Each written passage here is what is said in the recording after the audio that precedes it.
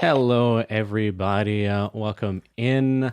Cyberpunk is back. I had a little bit of a hiatus last planned session, but we're back with episode 9, creeping just closer and closer to those sweet double digits. Because that's the only measure of game success, right? Is how many episodes you put out there. I don't know where I'm going with that. I am Jonathan, pronouns he, any. I'm your game master for this Cyberpunk game. Fun fact for me, I will talk more about this at the end of the game with some advertising, but I have been in the process of, it has been, I think, new since last time, or at least very, very, new since last time, very recent, helping Quelmar run a tabletop area for a brand new convention north of DC called Nerdtopia Fan Expo. Again, I will talk more about that later, but I'm the point person organizing that. Never done something like that before, and it is quite exciting. And it's a lot, but I love it. It's good busy, which is the best kind of busy. Let's toss it over to Lee. Hi, I'm Lee. My pronouns are she, her, and I'm playing Beau Delarue, whose pronouns are he, any, whatever. He's not fussed. Fun fact is also a little bit of a self-promo, but if you happen to live in the area around Bowie, Maryland, which is about 20 to 30 minutes outside of DC, close to Annapolis, Baltimore, etc., the show I'm in called Something Rotten, a musical that's very silly and fun and takes place in Shakespearean times, but with modern music and modern dancing, is going to be at the Bowie Playhouse from May 26th to June 24th. It runs on the weekends. And yeah, you should come out and see me. I'm going to be lots of stuff in the show, but at one point I play a tap dancing egg/omelet. And if you're wondering what that means, come see the show. Fantastic. I love Something Rotten. I love that show. So I am writing down a note to myself right now to remember that. Fantastic. Next up, we've got Matthew. Hi there, my name is Matthew. He, him. I am playing opera, also he, him.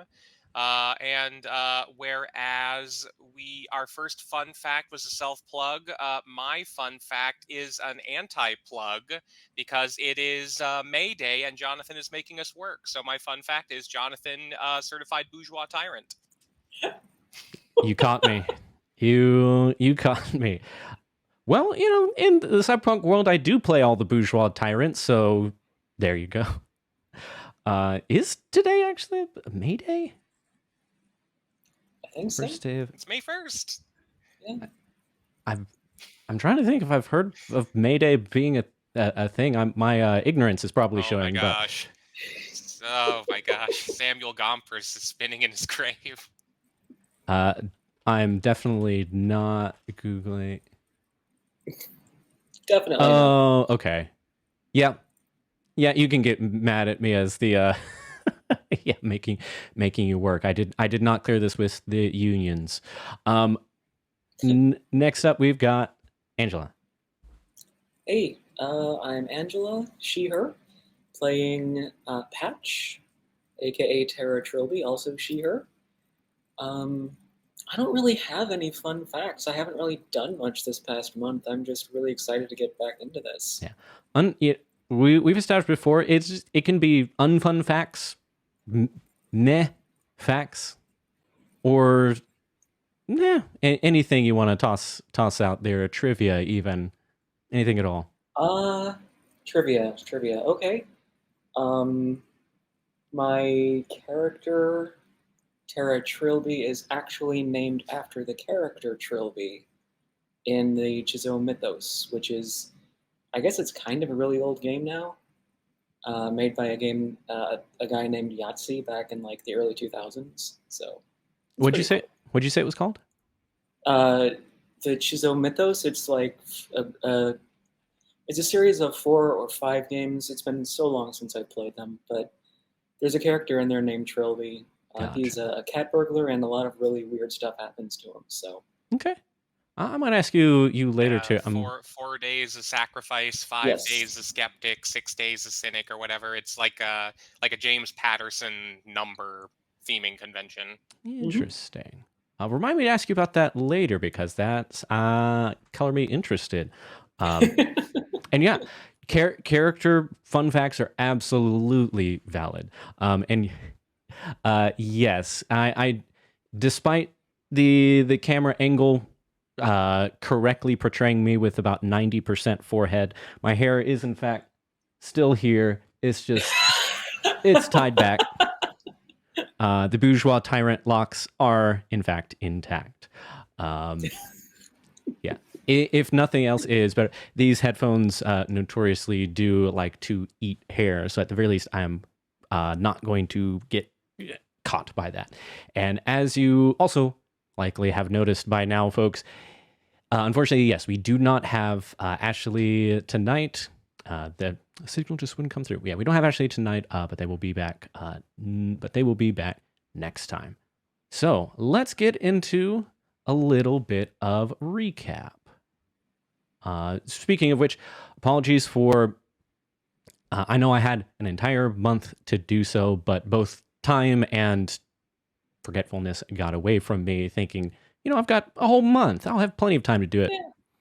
And then forgot. So the VOD from last time is not uploaded yet. I will take care of that ASAP.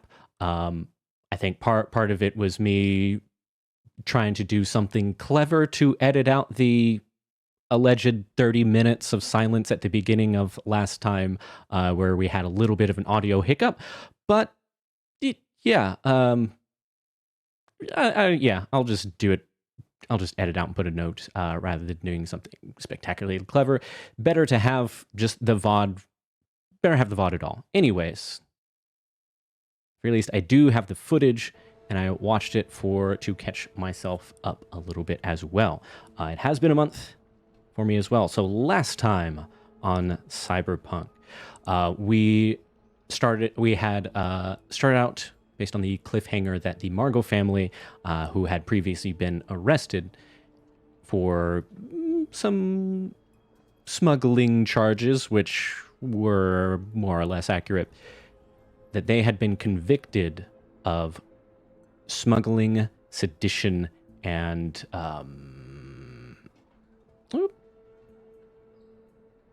the other one, basically trumped up charges involving sedition. In addition to the original smuggling charge, they all of a sudden, there was not even word of a trial. Suddenly they got the announcement that they were convicted.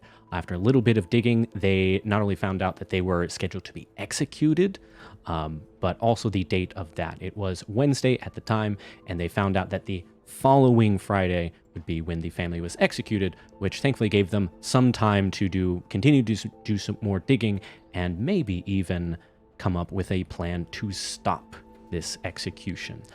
The team here spoke with a few of the officials, including Jessup, one of the security force officers who they had interacted with before, and Captain Zen, who Bo got on the phone to try and get a little bit more of that information, was able to do so, learned about the execution that will be taking place next week, as well as where the family is being held, which is in after a super critical roll on the persuasion there. It was a D10 and a D10 on top of that. In addition to persuasion, it was like a 35. So with a 35 persuasion, as good as could possibly do, did learn that the family was being held in a highly, highly secure facility underneath security force headquarters. Quarters that are at least meant for high danger targets like those who have suffered from cyberpsychosis. My notes. Yes, found out about that. You were also able to secure a visit for the family after a little bit of palm greasing you were able to get a visit for them planned for Monday, with some caveats like no weapons, things like that. But that is a few days away, so we shall see how that turns out. And there was much planning for a heist, an operation in order to pull this off. But one of the last things that we also got to was Bo rang up the gardener, aka Shaw Rosenmaker, that contact up. And it had been a while since we had heard from the gardener after everything went down with all the civil unrest that is happening right now. Yes, all the protests. It's not so safe out there these days, but rang up and found talked to a rather stressed gardener, and after a little bit of not only just insight over the phone, as well as a little bit of clever audio mapping, some echolocation algorithm with a little bit of help from Opera as well, learned that they are a little bit haggard and not their best self.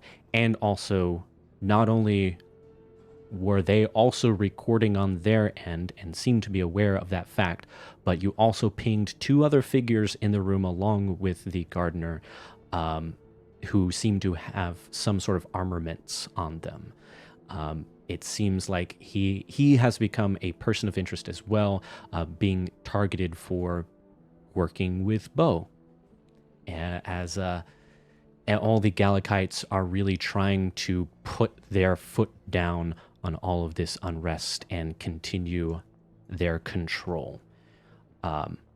So that is where we are. That is where we will pick back up. Of course, there will be some more heist planning. I told my players as much, but I will also share with the audience here as well.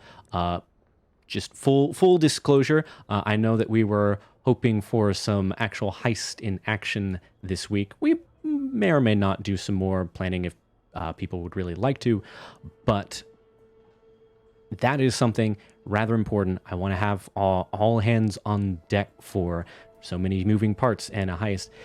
But that goes doubly for the person whose family is currently being held captive, so it would not feel great if we pulled off the heist without Pixie. So we will, at the next opportunity, likely be able to address that once we have all people assembled. But in the meantime, let me go ahead and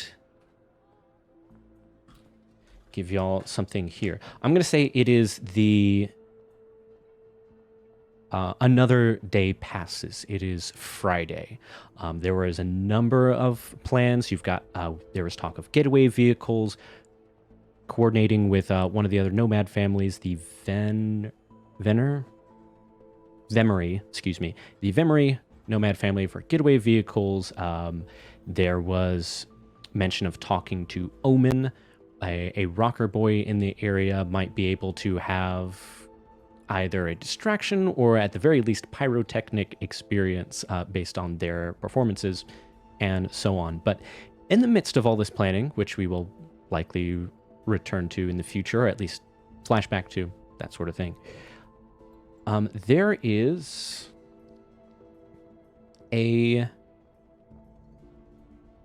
we'll say for sake of convenience that you are all back in the Neon Garden, and let me actually... Let's throw on that Neon Garden backing track. I can get the appropriate volume. Here we go. So you're in your secure room, planning all sorts of things. When you get a ping on your agents, and who should it be but friend computer, aka Valley Girl, capitalized URL.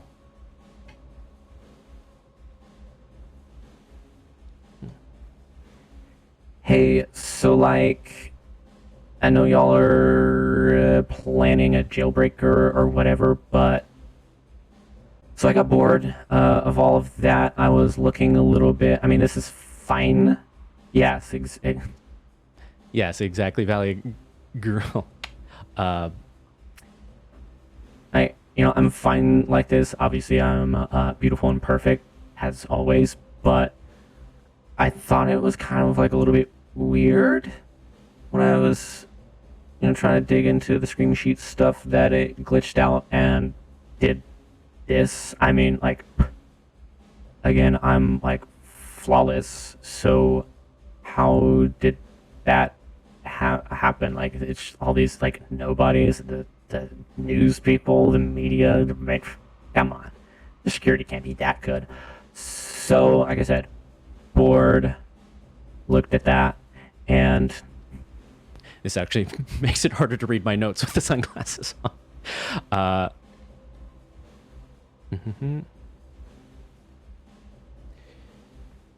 But like,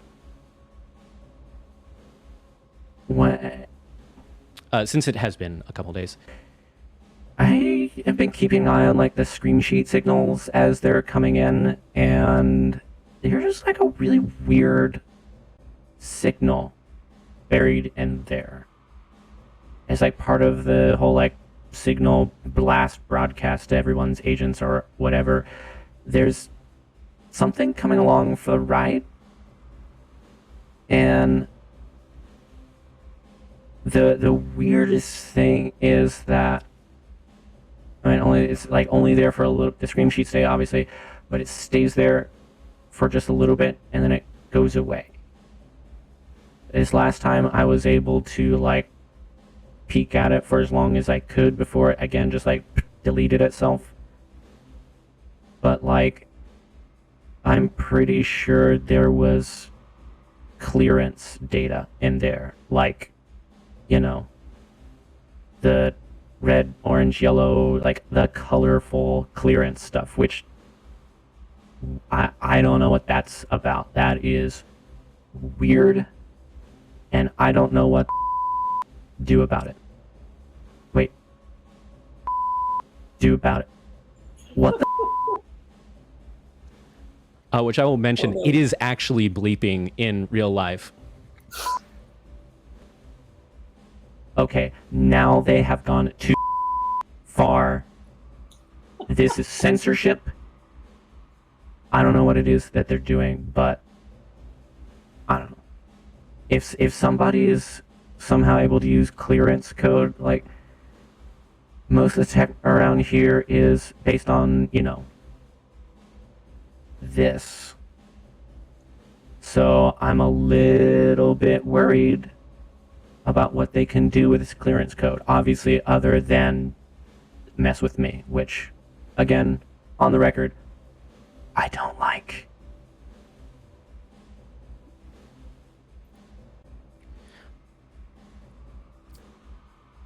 So yeah, so that is what you got. And yeah, what do you do?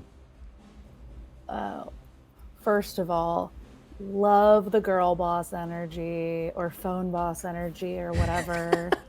I love that for you. However, for those of us that are like having a rough day, could you do a little bit like a sort of like a TLDR recap situation of all of that data you just dropped? Because I got distracted by your awesomeness and I had a little bit of trouble understanding your accent a tiny bit. All right, I'll make it nice and simple. I'm glad that everybody's paying attention, but there is like clearance data being broadcast with the Screamsheets. Something is piggybacking off of the Screamsheet blasts, and I don't know what they're up to. Other than with me, a lot of the base code around here is based off of me. So not only can they obviously mess with me, who knows what else they're able to with. So a little TLDR. For one, if, and this is a repeat, but if at any point either voice mods or voice mods plus Jonathan's dialect are in fact too hard to understand, please let me know and I will dial one or both back.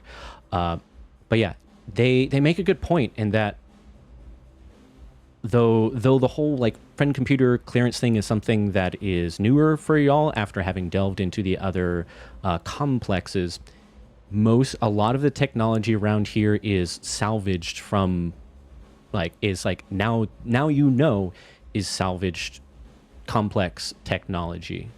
So they make a good point as like what they might be able to dig into and mess with clearance like that is concerning. And also that all means that somebody else knows about previously you thought you were probably the only ones who knew about the complex as far as you knew, or at the very least the friend computer and the technology within. This would imply that someone else out there also knows about this.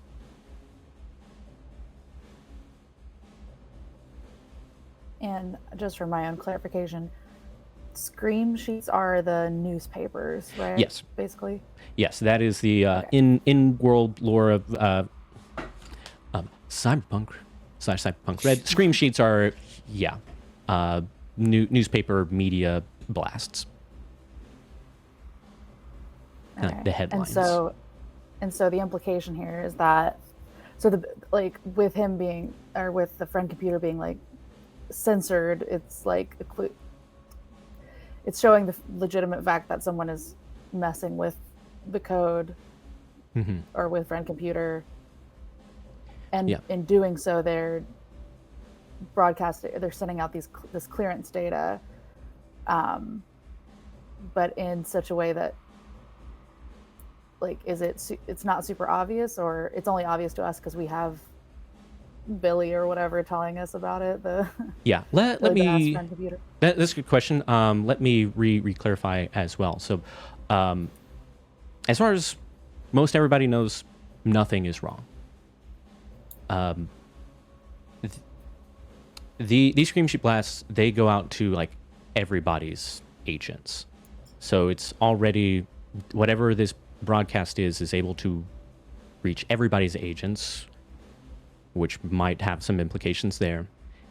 And two, friend computer was able to dig and find sort of this stamp because like they were specifically looking into that and they recognized similar clearance data as they themselves already have as well.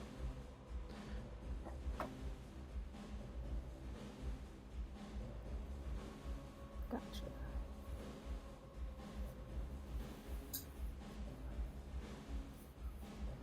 Sorry, I'm taking notes.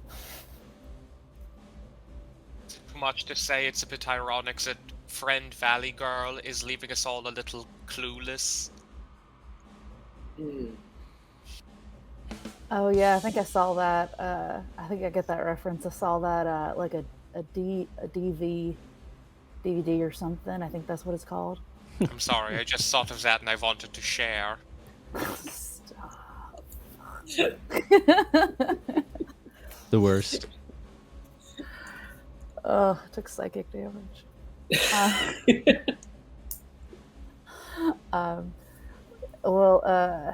Yeah, I'm I guess a Valley Girl phone boss computer friend. Is there anything we can do for you in this current moment that would help to alleviate your frustration or help make your current experience more positive? Why did that sound like a customer satisfaction survey? Look, I work in customer service basically at the Neon Garden, so That's I'm always fair. Always want to make sure everyone's having a good time. A fair point.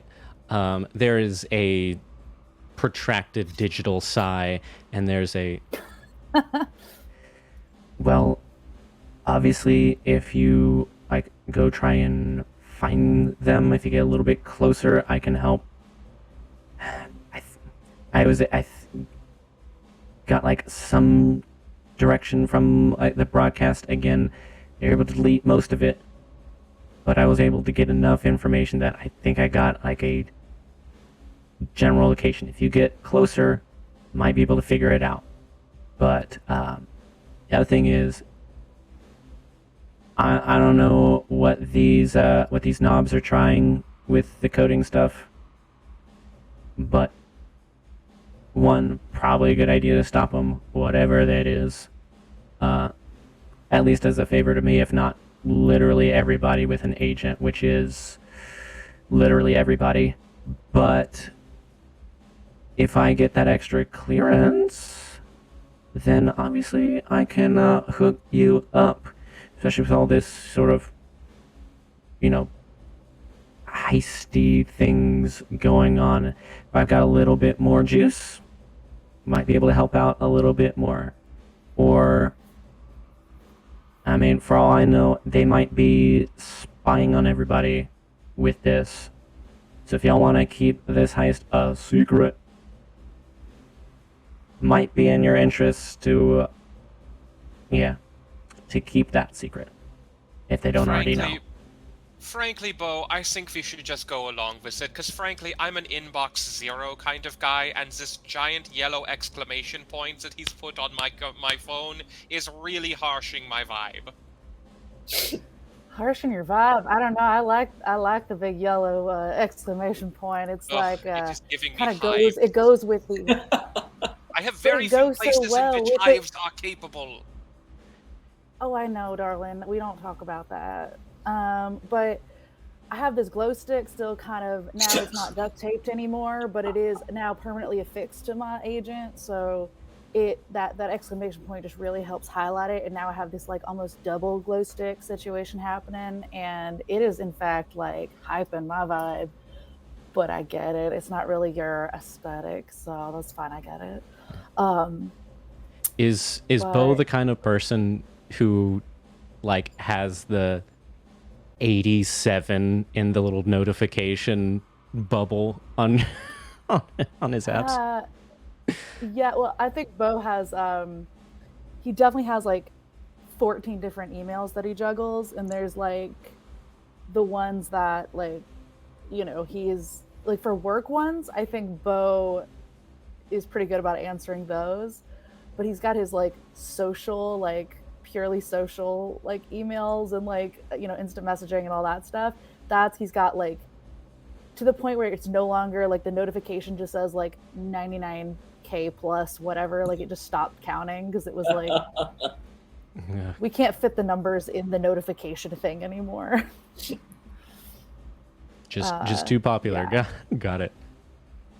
As he's someone very popular in some ways, yes. Yeah, I'm more of in Opera's camp where especially like if there's a glitch on one of my apps where like the little red 1 badge won't go away, ooh, it makes my skin crawl. But sorry, continue. Just adds more colors, But yeah, so let's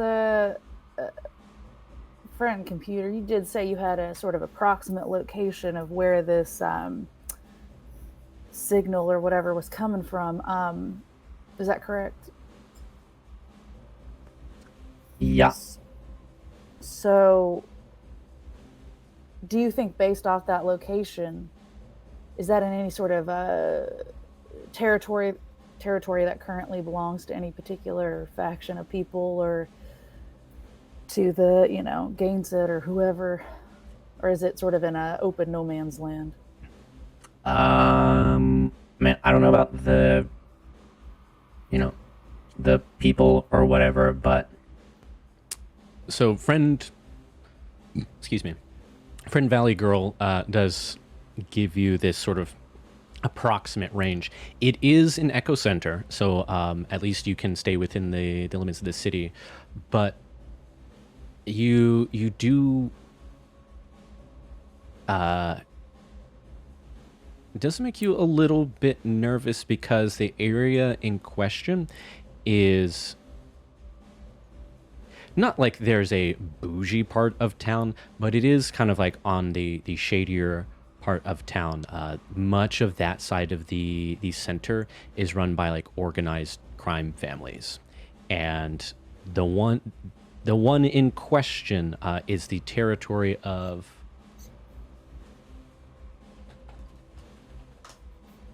Whoops, I didn't mean to capitalize the A, but the Silene family. Let me actually change us to this. Oh, no.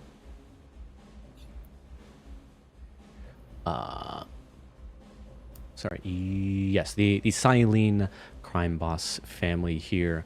Real quick, I did not get that changed over. Is this something I could do like a, I don't know, like a local expert, or I thought I had some sort of like skill in like the city or the city structure. Maybe that is local expert. Yes, that would be Or, yeah, I guess we're local. thinking- Yeah, local expert is exactly the one to get a little bit more information. You will know some things for sure, but yeah, local expert may increase that. Okay, I'll try that. Okay, confirm.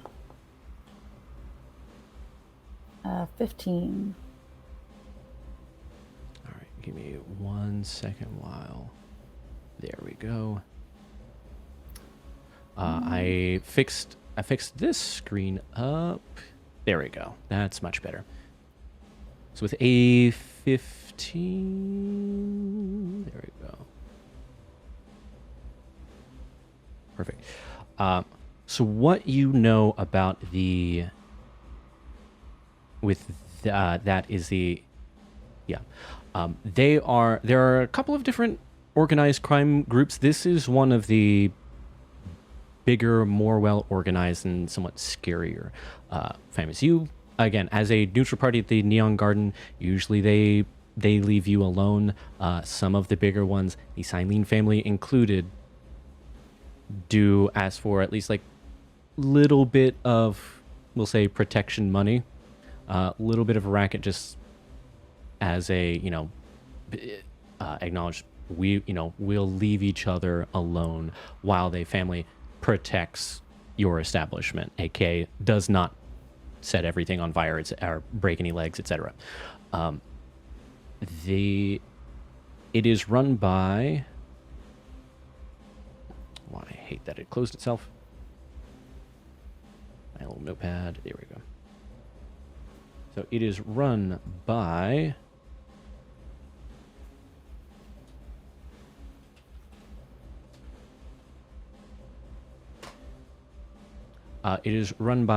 Renly and Versek Silene, sort of this dual head of the family. Renly being a woman, Versek a man. They are a pretty scary duo to behold. Even that's the part of town that like even the security force doesn't really go very often, because could be some bribe money, or it could also just be the intimidation factor. And with a 15, you are vaguely aware that their main racket is the acquisition and, we'll say, redistribution of Galakite technology. For the most part, they hoard all the best stuff for themselves. Stuff that comes down here, some trickles down. Most of it is like refurb from actual complex technology. But the Silene family, gets their hands on some Galacite technology as well. So it kind of, either they're involved, or for better and for worse, it does kind of track with whatever weird tech broadcasting is going on.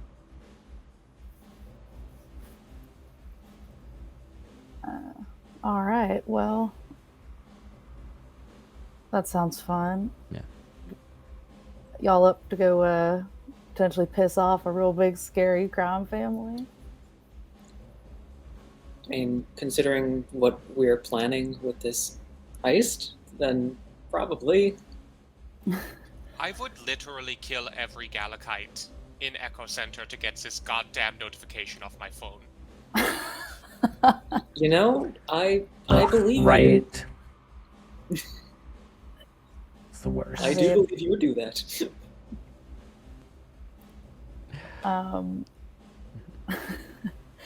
Yeah, I mean, as long as, nothing that we do sort of jeopardizes any of the prep we have and or will need to do for this heist, I'm down to go get into some shenanigans so we can get this notification off your phone.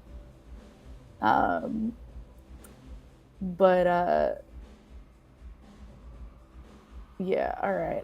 Maybe.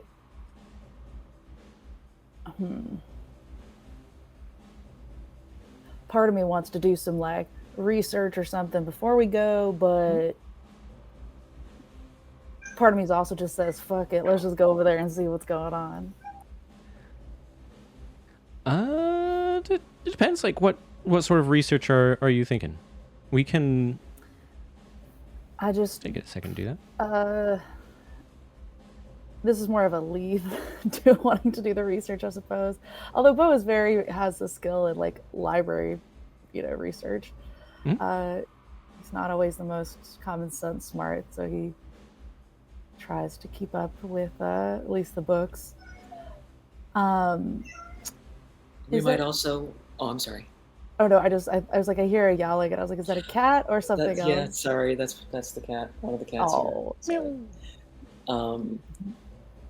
We might also want to try and find out if there's any member of the family that's more approachable, more, well, don't want to say friendly, but someone that won't shoot us on sight.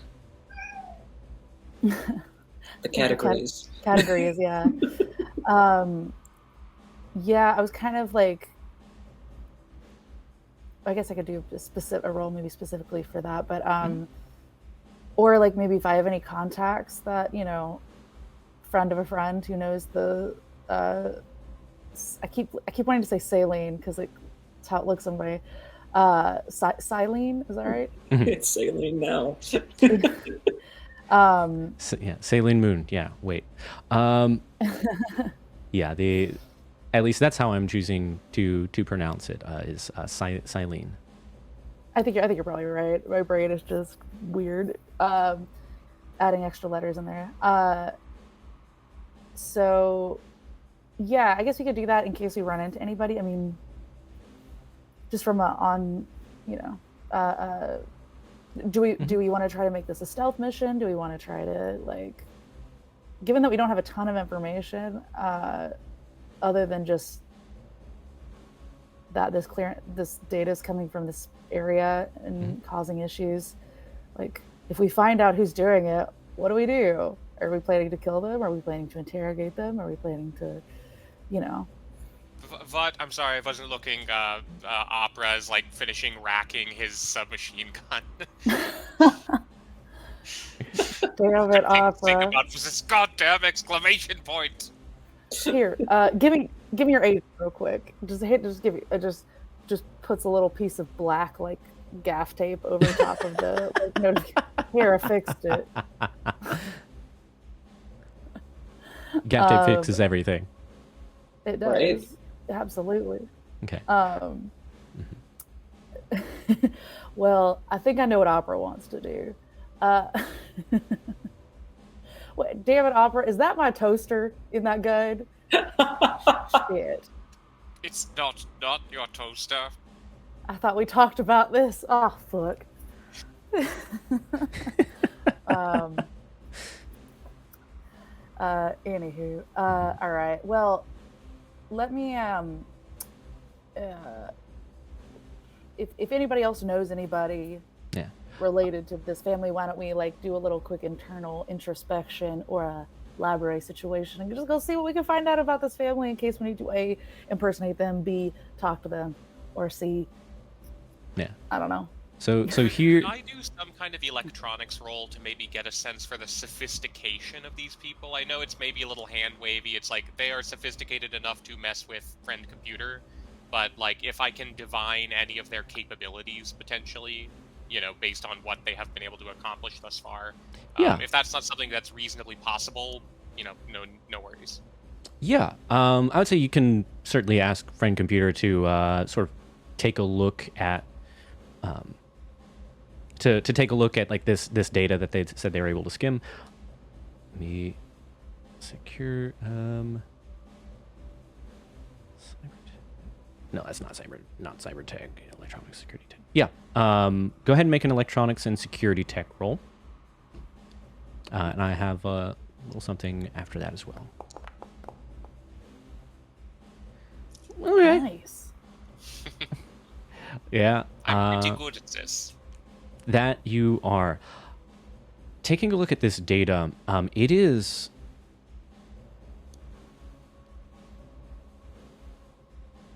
Yeah, like it is strangely sophisticated in a way that you've not quite seen before. Putting out a blast to like everybody's phones, that's more or less a simple enough thing to pull off. But when you look at the signature of this extra data, which there is not enough of that data scraped that you're able to tell like what the purpose of it is, but the signature here, imagine like an IP address. Imagine an IP address. This has like letters and symbols in there as well. Like it is just completely different than anything that you've seen. So you're not who or whatever is behind this seems to know very much what they are doing. If you took some time, you might be able to get into that, even with a 26. The fact that you're able to discern that much like is already a testament to your skill. To be able to like reproduce it or stop it with some time and work, you probably could, but this is kind of wild.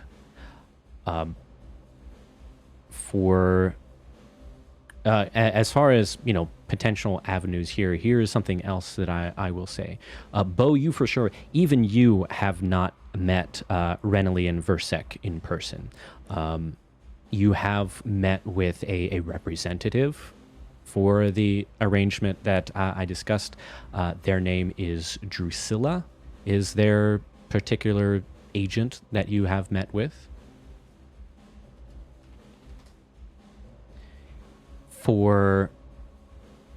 And potential avenues for Opera and Patch as well. This will be kind of we'll take one by one. So Opera, with your experience with enhancing yourself in the Technohemian community, I would say that sure, there is technology to salvage and come by for both personal cybernetics as well as the particular art of the Techno-Bohemians. I think that there is sort of an underground market for some of this tech. I would say including some of the Galakite tech. It is certainly not, I would say, not common for a number of reasons, but it is there. Do you think that Opera would have either participated or at least been aware or adjacent to some black market tech dealings involving this family? What is the black market? A man needs money for his projects. So that might be a yes. I think you can check in with your sources to see if so this is something we have at least mentioned before as a thing that fixers can often do is a night market. Kind of like underground black market sort of thing where not exactly above board, but yeah, people need to get their hands on necessary things that they want. Night market is usually the place you go to do that. There are also things known as midnight markets, which are like that to an nth degree. That is where you have like the biggest crime players. That is like the big leagues as far as black market racketeering goes. I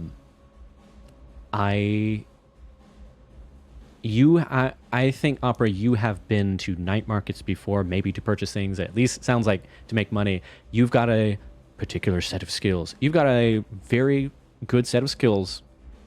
It makes sense that you would have sold some stuff at one of these night markets before. I don't think that even you would have participated in a midnight market, but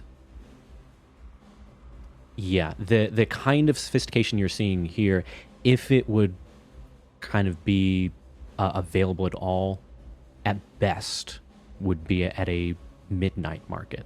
But the kind of the biggest hurdle there is finding it, because it is much more exclusive than a regular night market.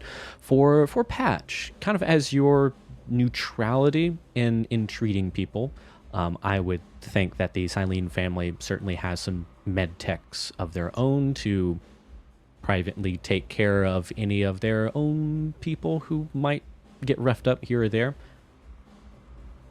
Probably not very med techs with fewer scruples than you have.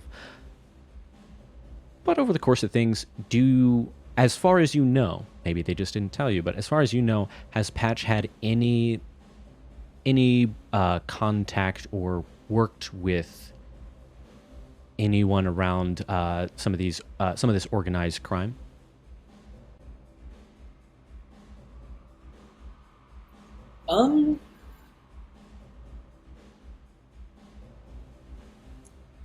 Well, I mean, I did establish early on that she doesn't really ask questions. Mm-hmm. So I imagine, if not that family, then maybe other crime families that don't have as much resources to have their own like in-house med techs.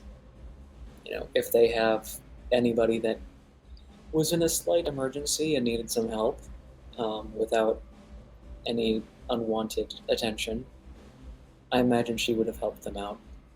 Yeah.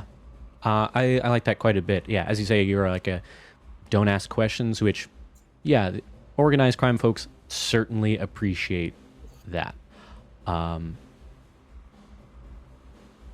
would say that, with the ask no questions, you've got at least a couple of contact numbers.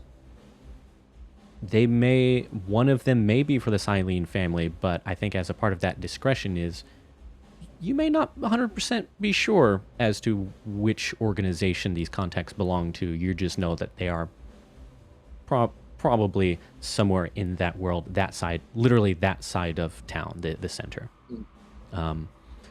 Seemed like I would say for kind of the furthest section away from the security force headquarters, as well as the usual landing pad for any visitors from Echronia.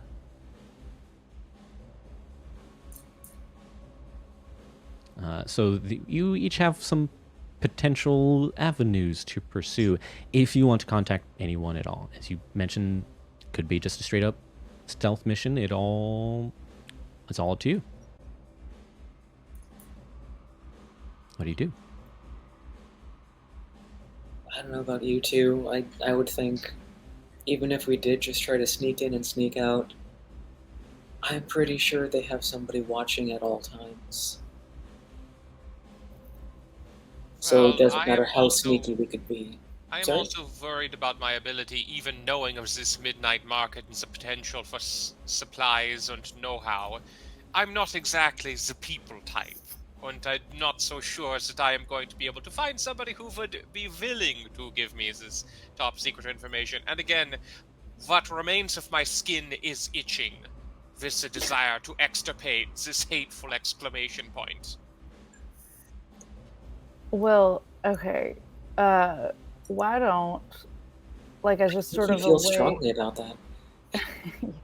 Yeah, he feels strongly about a lot of things. But yeah, it's all good. Why don't I maybe see about setting up some sort of? Should I try to maybe set up some sort of reason for us to be there? Like I can reach out to my contact Drusilla, and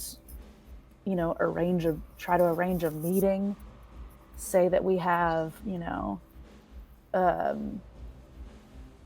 I can maybe try to like negotiate, I don't know, a new business deal or something. That I have, I mean, I could say that we have some really impressive VR technology that we think they'd be very interested in. Or I could say that I want to I'd like to increase my, I don't know, I'd like to get into the Galakite technology, trade more seriously now that we have an investor that's really looking for that kind of thing. I don't know. Long story short, I can come up with a reason to maybe have a meeting with them. That would potentially get us in the door. Granted, we still would have a ton of security, and I don't know how we'd get past all that once we were in there. So that might not be the best. I don't know. They're seemingly very, very well protected. So even getting in there to see what the deal is, getting out is going to be another problem. That is a good point. So maybe we could also maybe try to sort of reverse hack the signal, if that's a thing we could do, to try to trace it maybe. Is that something that I could work on while you're doing your people person shenanigans? Yeah. Yeah, why don't we, that sounds good to me. As far as the night market stuff though, just so I'm, as a player, clear on that, that's just kind of where we would have interacted with them, or you're saying that there's a chance for us to interact with them at a night market coming up? There is, yeah, I would say that some of the, not with the head honchos, but just with that. yeah, I would say like kind of like a lower down the ladder, of course. Yeah, there would definitely be some presence from these organizations and this family, almost certainly at most night markets. As far as something like, again, as like sophisticated as what you have come across, that seems potentially a little bit more towards midnight market material. It all depends on like how far up the hierarchy you want to go. You could much more easily get yourself into one of the night markets and like meet a contact there instead. Okay, just trying to explore all the different Yeah. options we have here. Another thought I had was we could, if there was any way to get Ranelagh and Versek out of the space and away from their home base while we're there, because presumably they would take a lot of their own security with them if they were to leave, if that makes sense. Like when the president goes somewhere and he takes a ton of security with him, that security is then not at the White House. So if I could work with my folks at the Neon Garden maybe, or try to pull some strings with some other folks to host an event of some kind, or some sort of high, like upper echelon get together. High profile distraction. Exactly. And then that would give, I can leave Iris to my associate to handle that part of it. But granted, if I'm not there, it would probably be a little suspicious if I'm not at a big party. But, you know, I could distract and do all of that if you two wanted to go and try to, you know, poke around there, but I don't want to split the party, so I don't know. I could always just get Iris to say I'm sure they would believe that I had contracted some sort of disease of some kind. Okay. I want to say, Bo, if you will please make me a, I want to say streetwise, or wait, sorry, streetwise is not a thing in this game system. What am I thinking of? I have no idea. Is streetwise not a thing? I thought it was. I thought it was too, but so I'm using streets. There's streets. There's streetwise under social skills. Social skills. Oh, it is under social skills. Well, it's not showing up on. So I'm using the app for a slightly easier way to look at skills, and streetwise is just not on there, so that's less than helpful. Okay, at least, hey, I knew it was a thing, so at least I remember that much. Yeah, if you will please roll me a. Let me double check that streetwise is in fact what I am thinking of. Streetwise fighting, not fighting skills. Street. Yes. Streetwise is a cool element versus like local expert being intelligence. Yeah. I would say either one. I would say local expert or streetwise for a particular bit of information that you might intuit. Okay, I'm actually going to go with local expert since I have slightly more in that.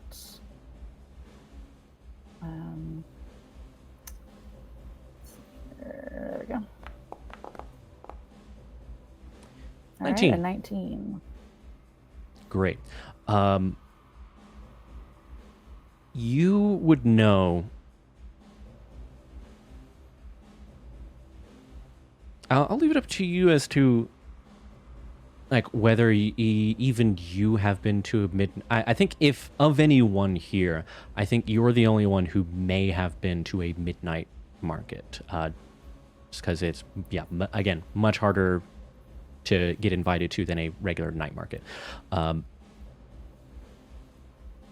You would know that if you are looking to actually draw out those two heads of the family, especially with all of the chaos going on right now, one of the other things of the about a midnight market is that is often the grounds for when heads of crime families and organizations kind of a neutral ground for them to discuss things, whether they're territory beefs or whatever the case might be.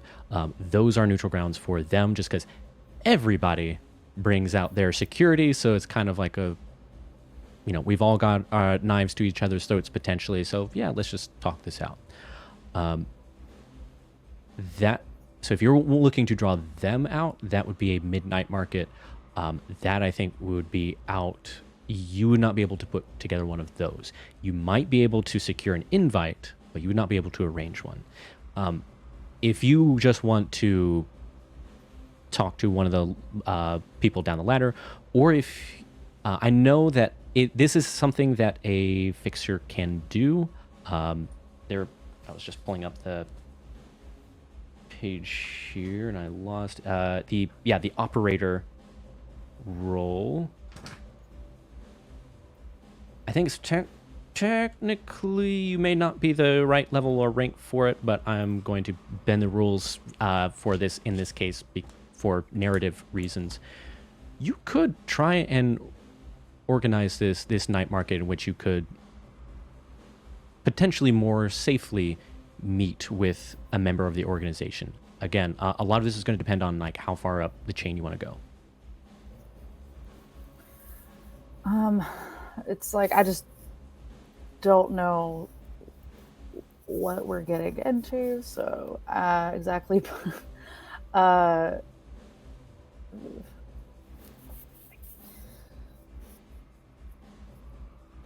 What what we need right now is more information. So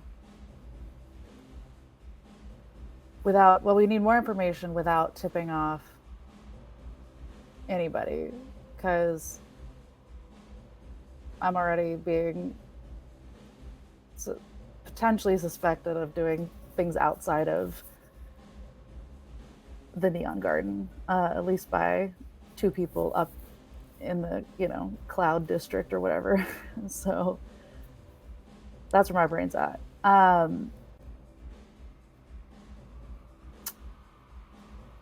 up in Cloud City, right? Yeah. Okay. I'm hesitant to reach out to Drusilla because Drusilla is basically a broker, a representative. It sounds like not someone who's loyal to me or friends with me or anything. It's just a representative. Which leaves my only other option is to just ask around which is kind of what I was doing, I guess, with the streetwise local expert thing of going around and I don't know anything, asking the people I do know stuff. Yeah. I'll also say, perhaps. Sorry. I'll also say, like, this also makes sense to me. I will call it, like, low tier, mid tier, high tier. Low tier, part of the sort of understanding and arrangement with these families, I would say the Silene included, some like the lower chain people do frequent the Neon Garden. Like, you've got entertainment, like you meet people's needs. That is very much appreciated, especially like your discreetness is a lot of your thing.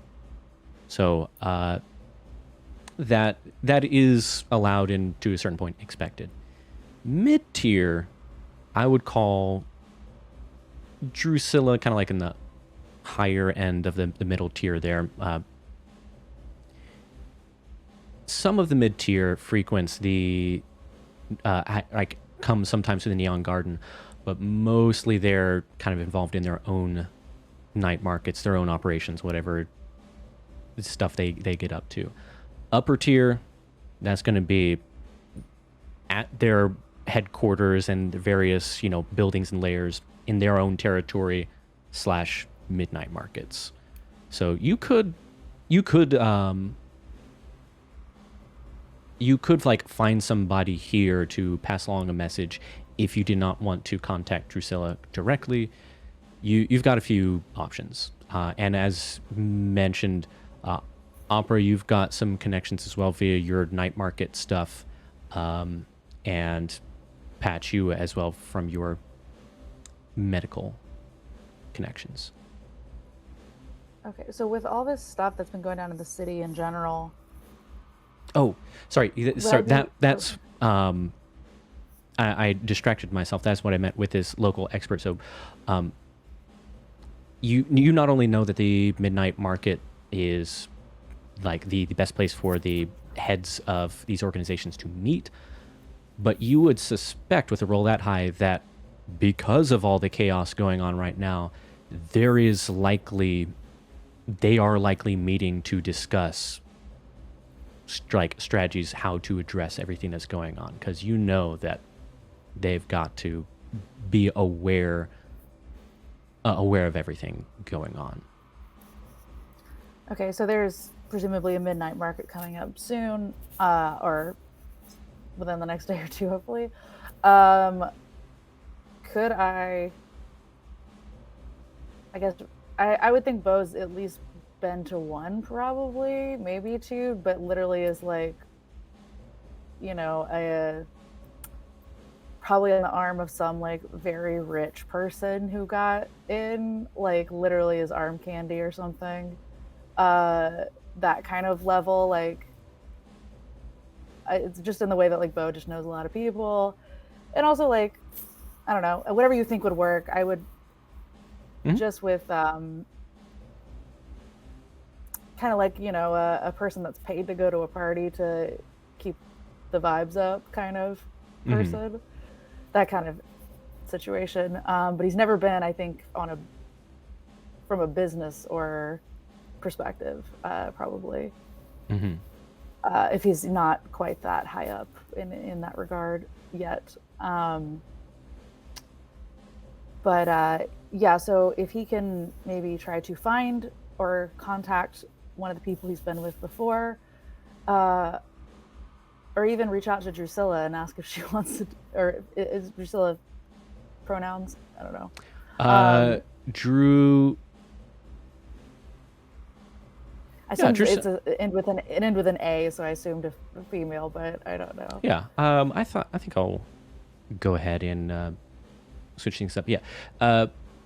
Female presenting, but they use they them. Okay. I'll write that down. Female presenting, they them. All right. Cool. Then yeah, maybe call them up and see if, you know, they want to date or friend for the upcoming night market. If not, I can, or just reach out to somebody else who'd be more likely to actually take me. And then if I could get my other two comrades in, that would be cool. Or we can do this sort of walkie-talkie headset, you know, not quite coaching someone through a date, but whatever y'all want to do. I don't know. That's kind of maybe my thought for something that would be fun and get us information, which does mean that Opera would have to put his gun down for a tiny bit. Just a little bit. Just a little bit. Just a few more days of that pesky notification. Fine. I'll put down the gun. But what about my toaster knife? And then he holds up a toaster, and you hear a little ching, and two knives shoot out of the slots. God damn it! Oh, that's so Yes. so cool though. Oh man, you've made my kitchen appliances deadly, and I both hate it and love it. Don't use the melon baller, he says as he leaves. Oh no. I immediately text somebody in the kitchen going, don't, just drop, don't, just step away from all the utensils until we look at them. You get a response back that just says, wait, why should, and it stops there. Oh no. Yeah. Well, every kitchen appliance is deadly if you try hard enough. Perfect. It's true. Okay. Yeah, so who do you think is Drusilla the type of person that I think would actually, I don't know, I quite enough about the difference between, fully understand the difference between like a night market and a midnight market.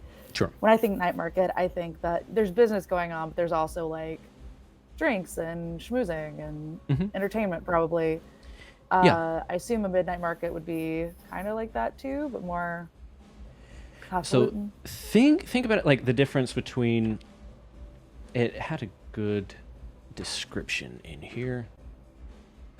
So for a night market, yeah, those are, again, still not generally in the above board legal sense. Like you're not going to see any security force people there, but it's sort of understood. It's like just secretive swap meets, mobile shops. Think of it more like pop-up raves, like that are like in abandoned buildings and whatnot, that are like not really legal, but are there for a night or two and then they're gone.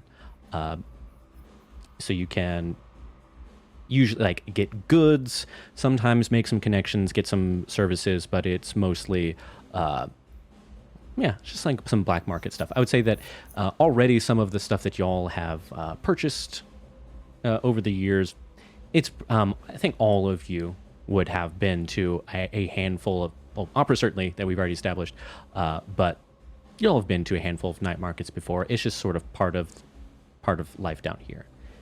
Midnight market is more like a think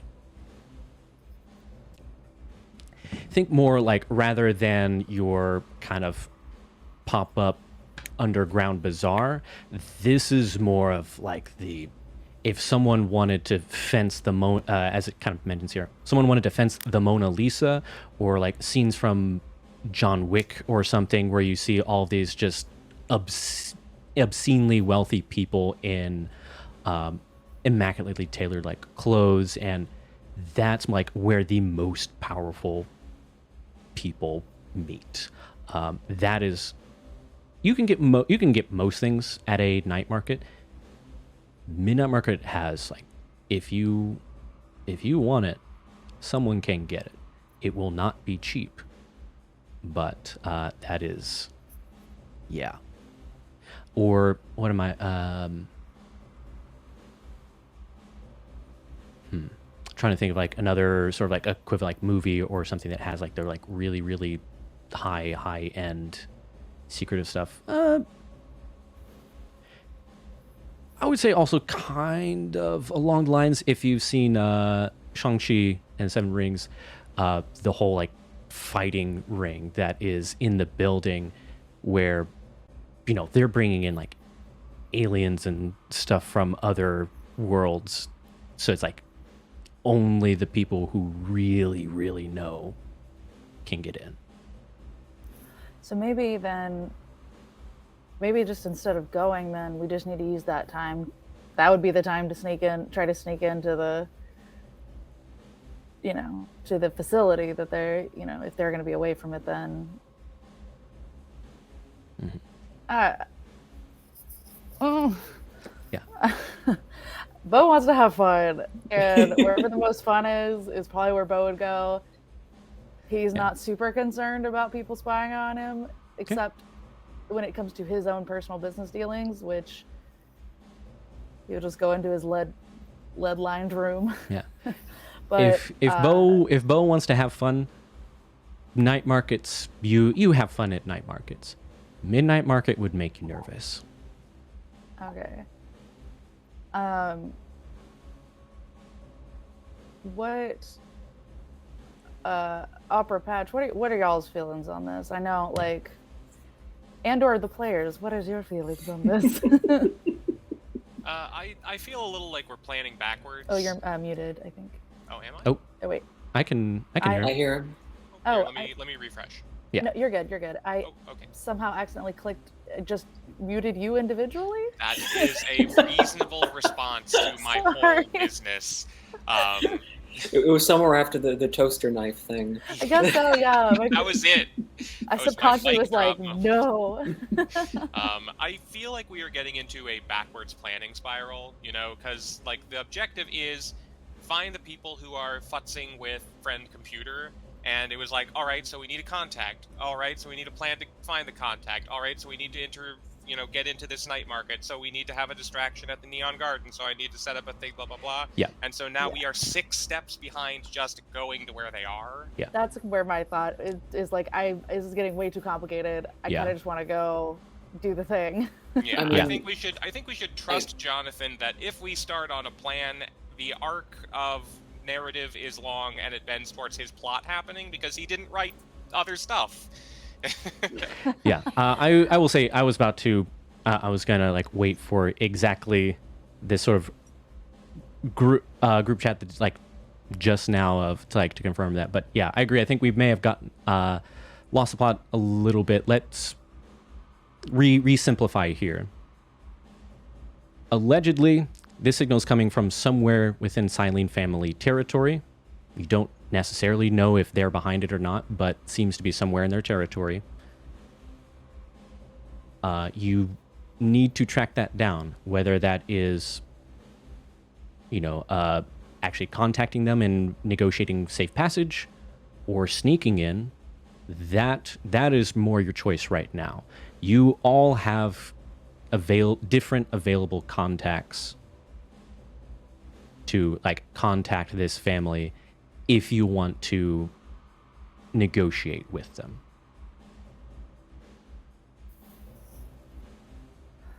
As fun as it would be to like set up a night market, midnight market, we can still go that route if you would like, but that is not something you would have to do to establish contact. I mean, this is also supposed to be like beach episode adjacent while we wait for main character for plot relevant stuff to happen. So maybe let's not tee up a heist within a heist. Literally, Right. the only other thing that I was going to ask in all of this was if Patch would know if her family would have any knowledge of the territory itself, like any safe passages in or out. Interesting. We've talked. If memory serves, you said you have a pretty decently sized family. We've talked that Scratch has done odd jobs for people before. Stands to reason that maybe he was hired muscle. Yeah, it could have been hired muscle for the Silene family at some point.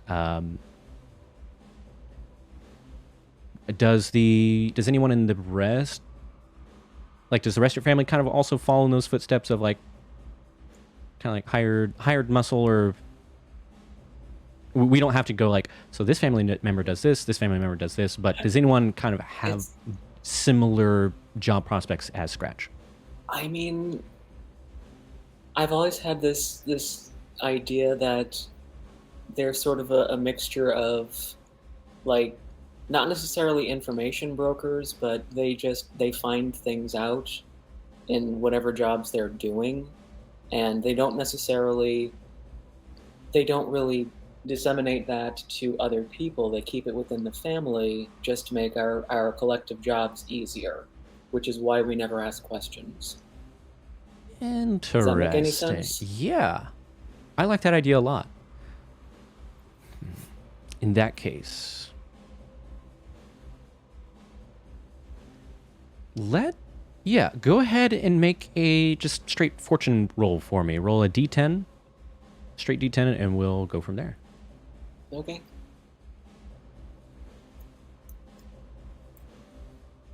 Am I allowed to add luck points to this or not?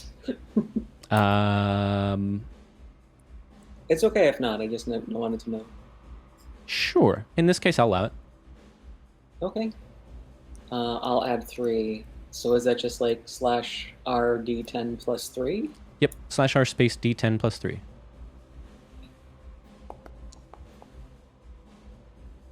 Okay. So we've got an 8.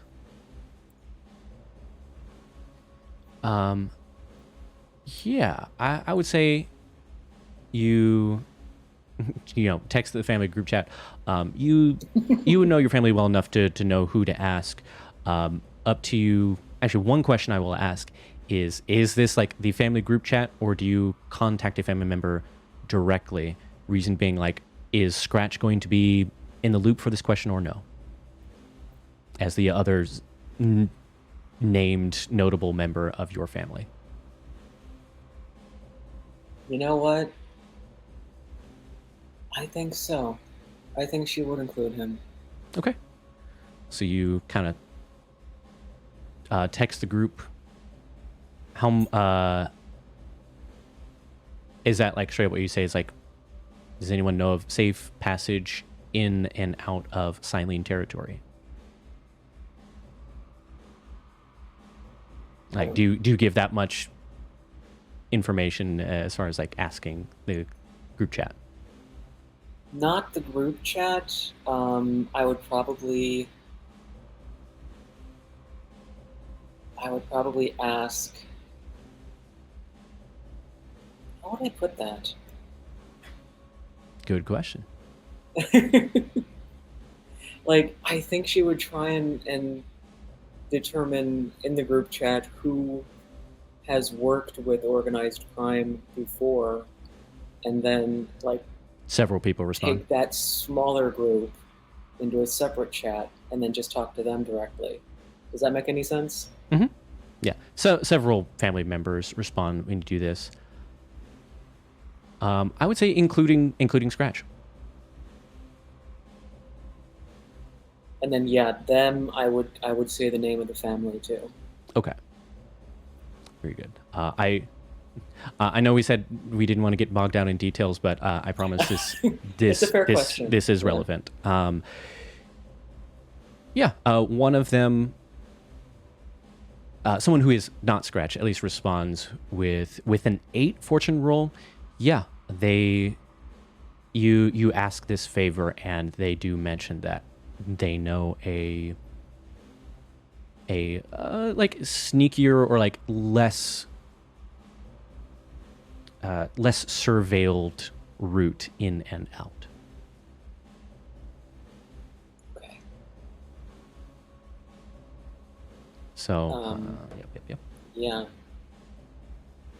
I would So- absolutely take everything they say and pass that along. Perfect. Let's see.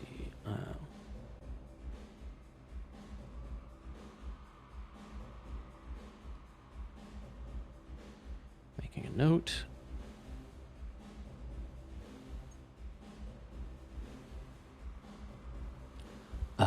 So yeah. So then, to keep things simple, you have your still 2 big header options. You can contact Drusilla or someone else within the family to negotiate, or you do now have what seems like a pretty viable path if you want to just go full stealth incognito.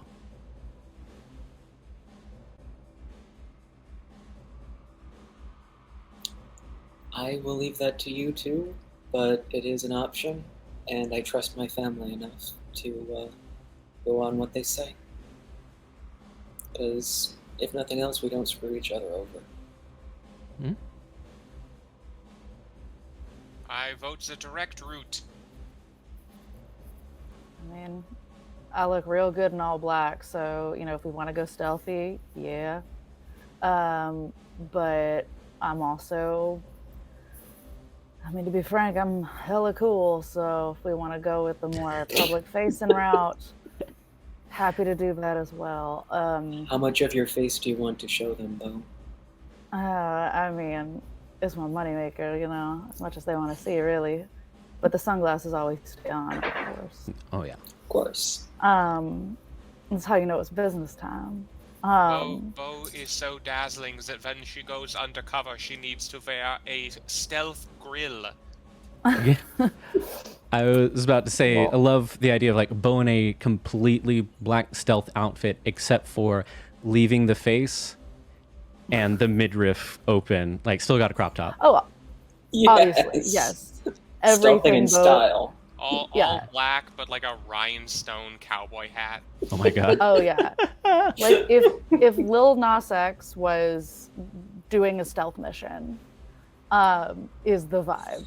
Oh, And everything Bo owns is a crop top. I wish we had fan art of that, just saying. Like even the armor, like if Bo has to have that part of his stomach covered, like it's like a baggier up top, and then like skin tight, like chainmail or whatever at the stomach part, so at least it's got the energy, the vibe of a crop top. Love it. Bo, I am shocked that you would need to turn to such fancy, flashy influencer-style figures. I would be happy to ensure that your shoes are covered in human blood by the end of this.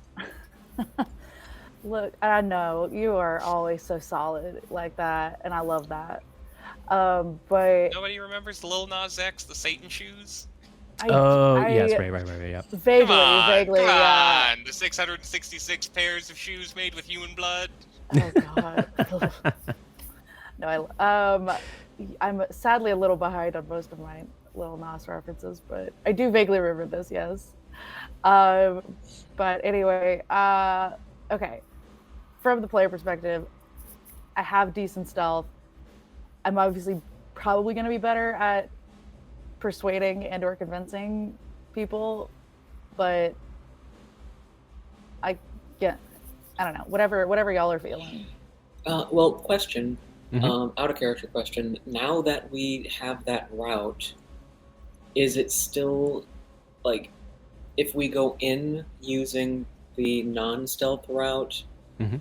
and then something goes wrong and we need a route out, is that something like a backup now, or does that not? Am I making sense? Mhm. Yeah. Okay. I would say that even if you go in negotiation, down the street, if you need to make a getaway, that route is still viable. It would make getting away easier. Yeah. Okay. All right, so let's use it as a backup plan. That sounds great. Yeah. Okay. Yeah. Likewise, that route in general would not guarantee necessarily stealth, but it would make it much easier than normal. Got it. Okay. The other option would be to do that in reverse, is to stealth it, and then if we fuck up, I can use my cool too. Then we'd True. have to explain why we were there in the first place. Yeah, so that would be, just sort of so we have see both sides of it. And then Definitely. just so we don't just so all the information is not for nothing. Maybe if there is an advantage to going on in the night, that we know that most of these folks will be at the midnight market. Maybe security will be a little bit less than it would be otherwise. There you go. That way, we don't waste all that time and information. Yeah. That's Use every resource. Yes. yeah. Also, Yeah. just because Jonathan gave you lots of great lore, and I want to use it, so in some way. It's true. I would say that, yeah, if you manage to catch wind of, so that local expert, as far as that as intuiting that there is likely one taking place very soon.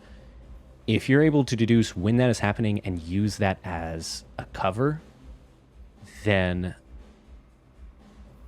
I would say, for sake of timing as well as just a reward for planning, I would say that between all of y'all's skills, you would certainly be able to sneak in with no issue. Depending on how things progress getting out, may or may not be guaranteed, but I would say it will not be the easiest to determine, but if you determine when the midnight market is and sneak in, no rolls needed. Okay. You will need to roll to figure out when it is, though. Yes. Figured Yes. that. I'm trying to figure out a fast way to do this with a high chance of success. Is there anyone that I would know that I guess it would be my conversation skill. I've been trying desperately to figure out a situation in which I can use my 16 wardrobe and style. Ooh. I have yet to figure that out, but just file that away if you happen to think of any instances where that would be useful. Because again, I have all of these things in personal grooming, wardrobe and style, and things that all seem like synonyms to each other. Yeah. And Not to bow. oh yeah, no, not to bow, but just from a gameplay perspective, I'm like, when am I gonna use that? Yeah. But anyway, so can I call somebody, text somebody, have a conversate with somebody? Yeah. I would say so. I agree. I clocked those skills as well, like personal grooming and style and everything, which, the tagline for Cyberpunk is style over substance. That is just the overarching thing. It may be partly me as a new Cyberpunk GM of just not incorporating that stuff as much as it should be, but no, it's fine. It's not a thing I would incorporate either, to be fair. It's I just love that it walk up exists. to somebody and I'm like, hey, what's up? I like your shoes, I guess. I don't know. Yeah. Tell me something. Yeah, I would say in general, I'll think. I will keep that in mind for sure as far as the style go. We have established that Bo is fly as hell, so I mean, I'll he keep it in feels mind. great about it. He Oh, yeah. is his. I've been channeling that number into his confidence level. of just general everyday confidence is like always at a 16, even on its worst day. Okay. Then Is how I've been thinking about it, but perfect. that has no gameplay perspective. Anyway, Cool. all right. So For can I efficiency's sake, call? or sorry, go ahead. I was say, can I just call like, I don't know, rich lady who took me to, who I went to one night market with one time? Yeah. I love that idea. So yes, you can ring up Desmina. Desmina? Desmina. Desmina. Desmina. All right. Just so I don't forget it. I'm going to say that Desmina, yes, very, very wealthy. I'm going to say that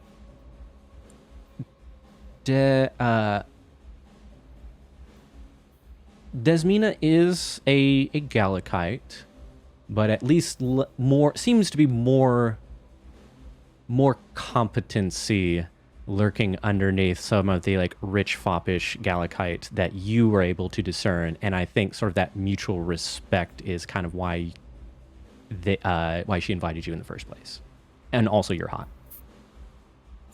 Yeah. So you give her a ring. Yeah, sure. We'll use. Actually, I don't think we've used these yet. Why not?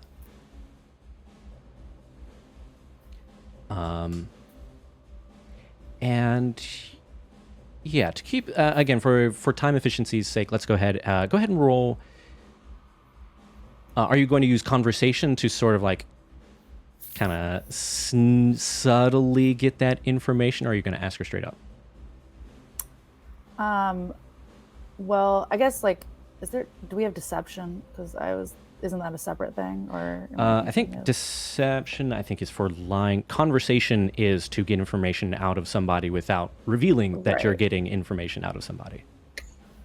Gotcha. Okay, so if I did it just straight up. So persuasion would just be, if you ask, you could try bribery. I guess I probably. Acting, my persuasion's higher, so if persuasion is the thing where I'm just asking her straight up, and we have a mutual respect for each other, then that's probably the direction it would go. Yeah, I'd say persuasion if you want to convince her, conversation if you want to sort of subtly ask without asking, or bribery for, bribery. Maybe I'll start. Yeah, I mean, I think I'd be straight with her, so I would just persuade her to tell me. Okay. You then, so then if you want to do it straight up, then roll persuasion. And I'm going to add some luck to this, just in case. Let's do 2.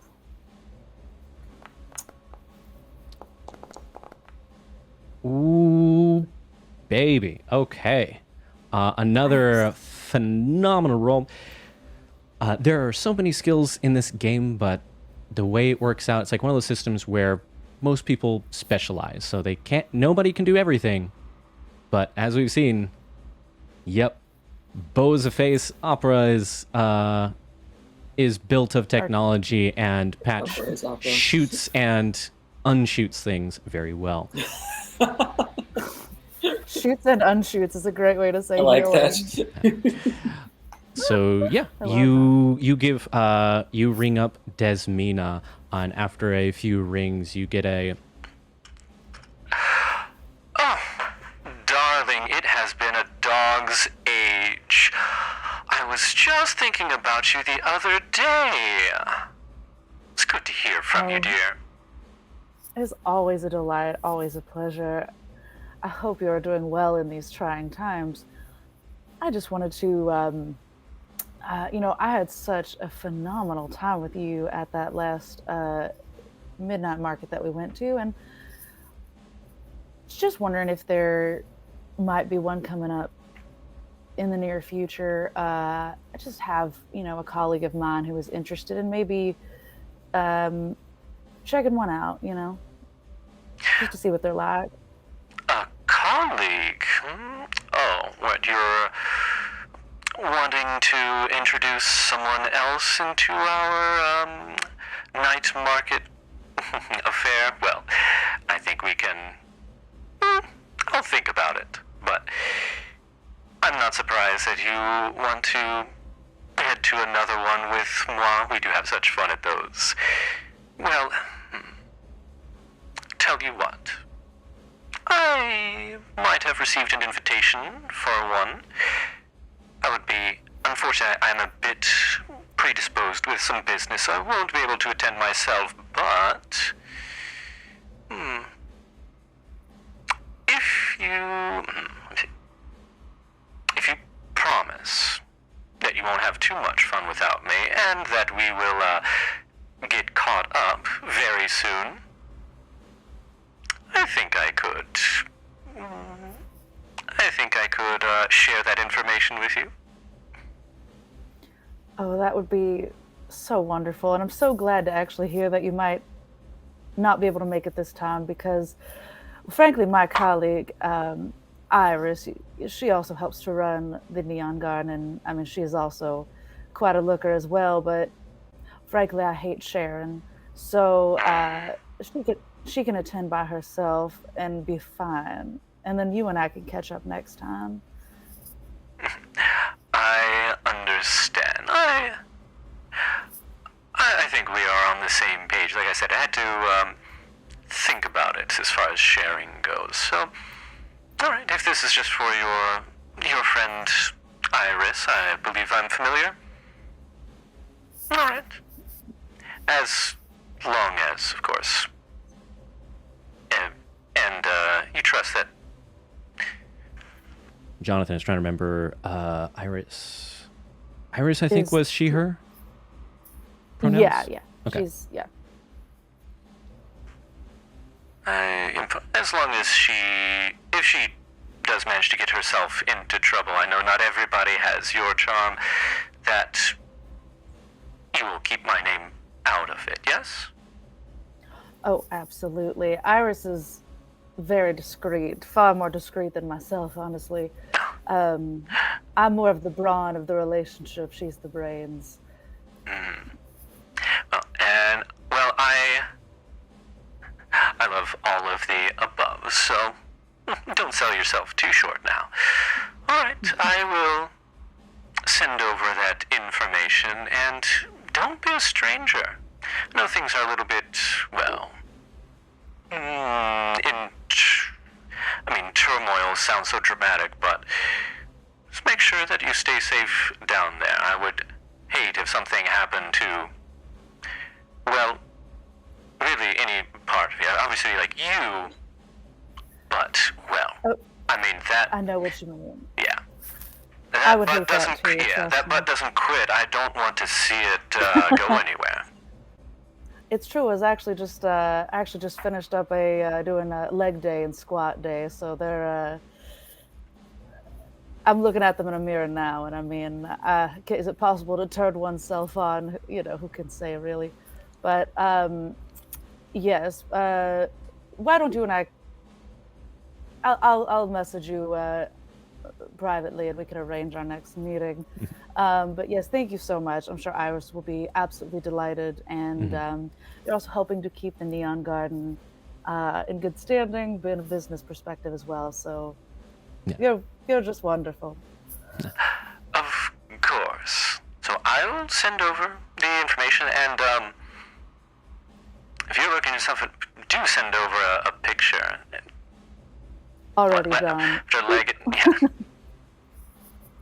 yeah. So yeah, after leg day in this mirror business, yeah, you send over. It's literally just a picture of Bo like doing the full-on, almost impossible like turn where you see both his face, like chest, and his ass. Like you're like, how is that physically possible? The Black Widow spine bend. Yep. Okay, got it.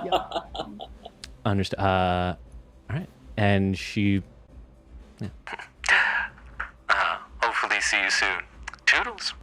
And with that, you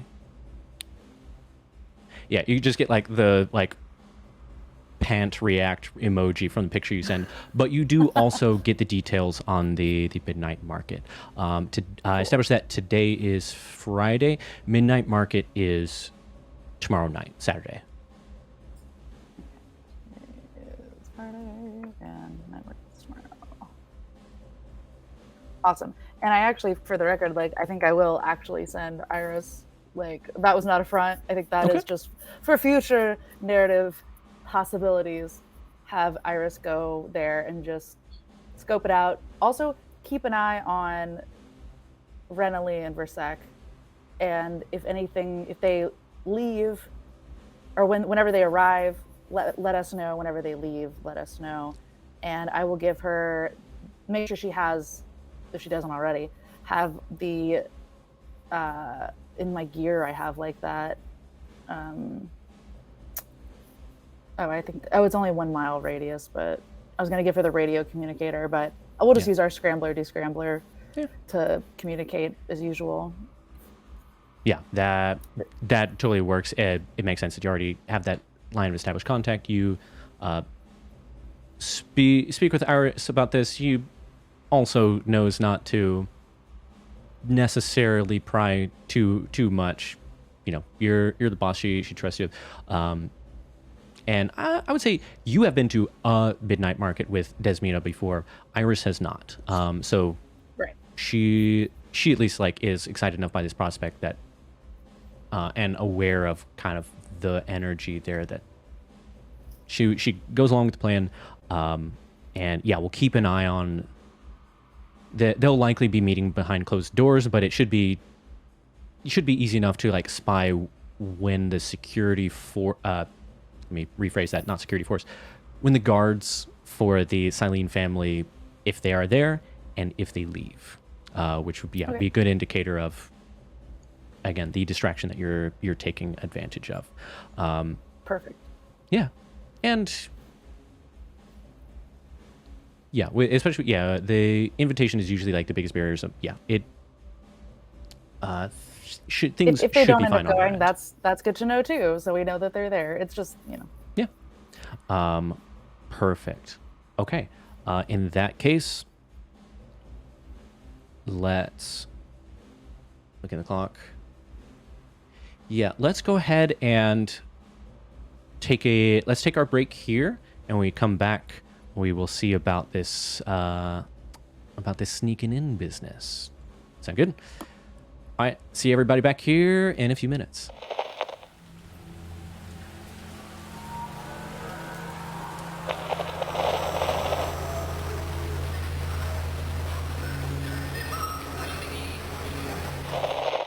All right, folks, welcome back from the break. So now that we have a way in, a way out, and a little bit of cover, let's sneak on into Silene family territory here on the shadier side of the center.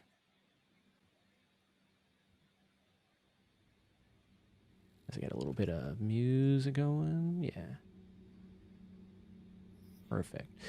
So the next night, if there is anything specific y'all want to prepare, between then and this next night, when you go to the market, let me know. But otherwise, you sneak on over to that side of town, just amble on over. When it gets to be close to the edge of this territory here, with the information that you were given by your family member Patch, you are able to find sort of the narrow alleyways, occasionally ducking into part of a building that isn't used or condemned, dilapidated, that sort of thing. This is an established kind of smuggler path. So I would say that if she were here, Pixie might be familiar with this, if not this exact path, ones like it within the city. But yeah, you go through and then you wait for the signal from Iris, letting you know that the main security detail has arrived at the midnight market. And after a little bit of time passes, you get that message from Iris there, Bo, that just says go time.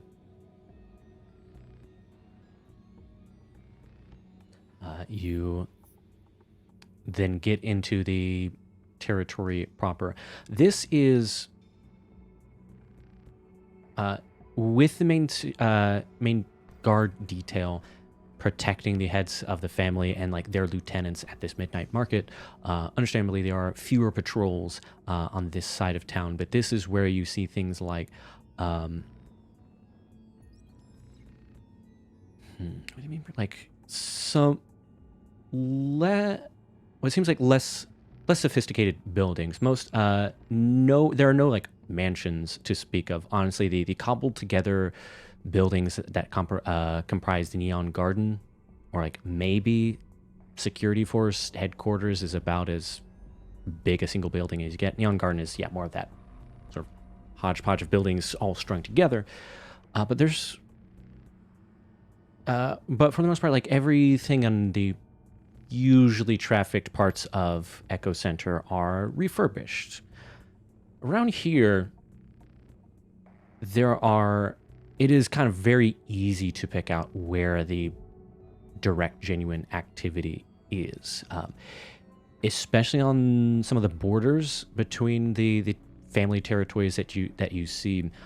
You catch glimpses, borders of other crime organizations, and you don't really see any intact windows in sight. Some of them are boarded up. There are like signs of battle, some discharged weapon shells, and like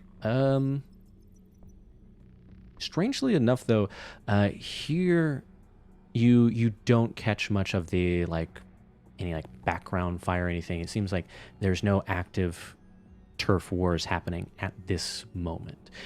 Might have to do with the cover of the midnight market, but it does at least mean for now you're unlikely to stumble across any active conflict. You do also spy buildings where it's very clear that there is some activity here. A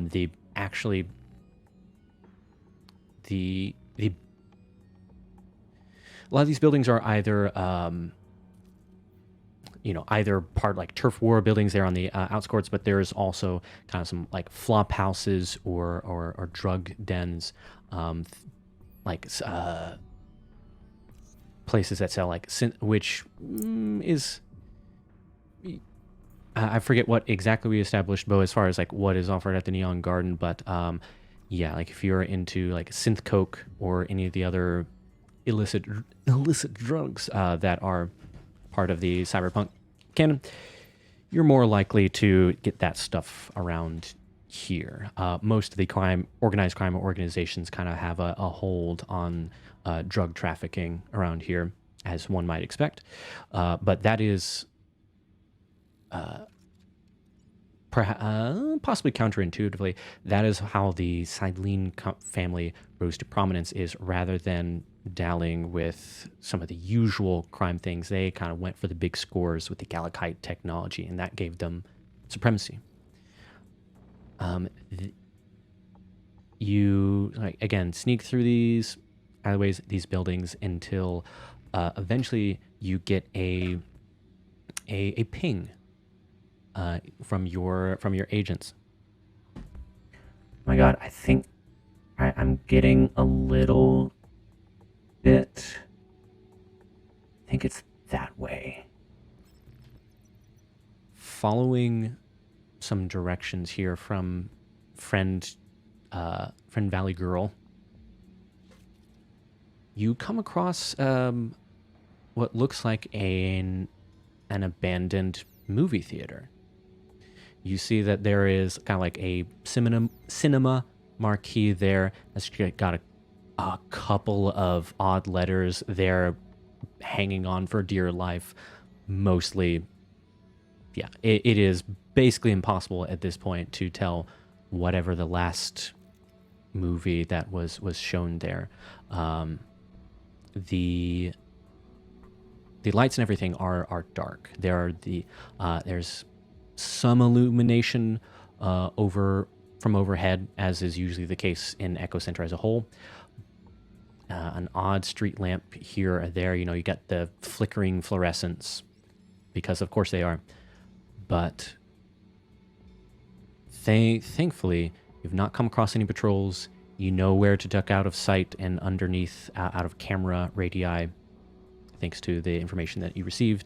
And you've got enough time and skill to move quietly and quickly enough to get here. No issues. But yeah, the signal appears to originate from this abandoned movie theater. What do you do?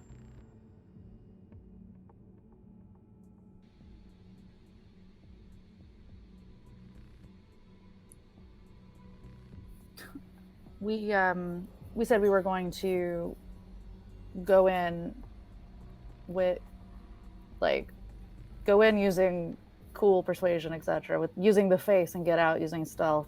That was the way we were going with it, right? Or no? Are we using your? Are we stealthing in? And I thought the midnight market thing was basically. Oh, that's right. That got us in. So we're just gonna go. Yeah, we just yeah. go ahead Yeah. in then, I guess. Yeah, and you'll have to you amongst the various like potential plans. It's, as far as I understood it, with the midnight market cover and the direction from Patch's family member, you're able to get in, no problem. Hopefully get out, no problem, with maybe having to face your way out if something happens. But at least for now, you do not see anybody around here. You can check. You can check the door. Follow the The signal. front door is kind of boarded up. Front door is boarded up. Yeah. So then, if this is their like headquarters, then This probably is definitively not the Silene family's headquarters. this is just where the signal was coming from. Yeah, you. And it's on Silene property or like territory. Correct. Yeah. Okay. If this were their headquarters, you would know it. Even if the heads of the family were at a midnight market, they would not leave their headquarters untended. Gotcha. Well, that's a huge relief of stress, because I was envisioning having to get into their headquarters. So Yeah, which it could have been the case. I'll clarify. That's fair, Could have been the that's fair. case. You just knew it was somewhere in their territory, but thankfully, tracking down the signal, it appears to not be at their headquarters. cool. Just for narrative callback, I would hope that one of the movie posters is Qlueless. Just so that it's, and I'm like, oh yeah, now I know what you're talking about. Yes, with a Q, absolutely. Qlueless. But okay, so if the front door is boarded up, I was like, I don't know that Bo is terribly, at least numbers wise, strong. What is a strength check? What would that, brawling? I mean, before you tried to attack the door, I would probably look for another way in first. That's why you're here, and I love it.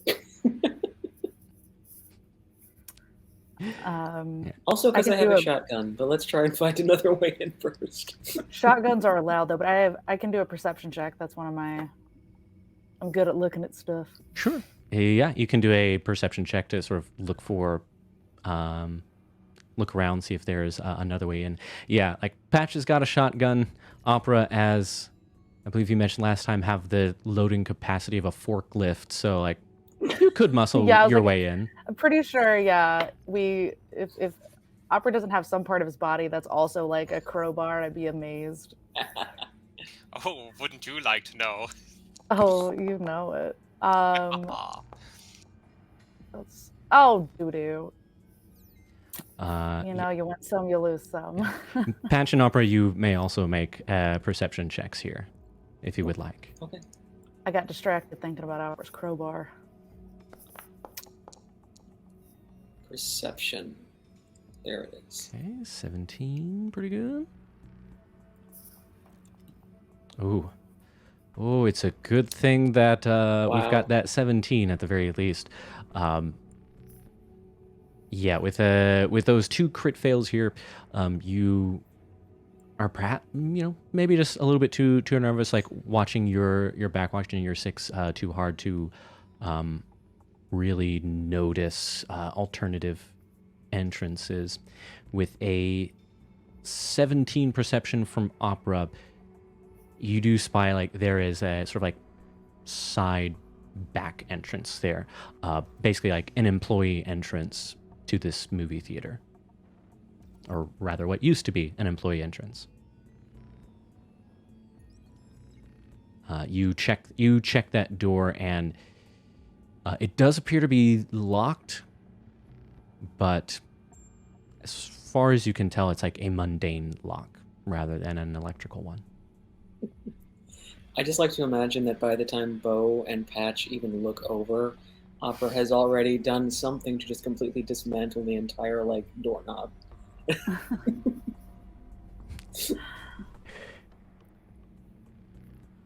Would be on Opera's brand. over here being like, see, it's not just a cocktail bow, it does other things. I should have never doubted you. I don't. I just get sad when my kitchen is slowly depleting of its various and sundry elements. I do have mediocre lockpicking skills simply because it's a technique skill. So, do you think, Jonathan, I could take a crack at that without alerting the entire base a la Skyrim? Absolutely, yes. The probably the most subtle way to go about this is yes, they pick lock skill. You could try and muscle this, but yeah, you would likely raise a bit of a ruckus. 17. Another 17. I would say yeah, with a 17. Yes, you are in fact able to get this old-fashioned mundane lock to jimmy open. And I will say, just as you start hearing some footsteps, see a shadow down the corner of a patrol, you're able to get this door open and get inside before you are spotted. Yeah, thanks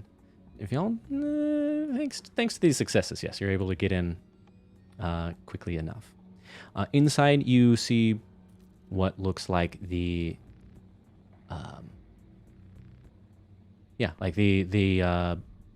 back area of. Jonathan has never been into the back area of a movie theater, but what you expect to see, like you see some. Actually, everybody make a perception check here. If you actually want to know, I used to work in a movie theater, so I could tell you exactly what it looks like if you want. Okay, I will describe it, and you can tell me how on the money I am. I was like, I think you probably could guess it about it. It's but I'll let you know if you want. I've been in employee back areas before as an employee, just not specifically at a movie theater. Let's see, so we got 16, 11, and 20. That's more like it. So here's what y'all pick up here. Here in this back area, you see like a couple of like few lockers. There are a couple of like old tables and chairs here that are in mostly states of neglect and disrepair, sort of like the break room sort of area. You do see what looks like basically ancient traces of I say ancient. Let me rephrase that.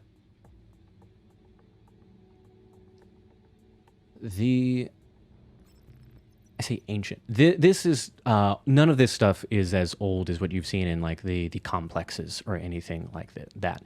This is, some point within the last few decades or so. So it's still in disrepair, but this century at the very least. Yes, yeah, there are a couple like empty supply crates and like bags of food and snacks and other things as well, just sort of some supply storage.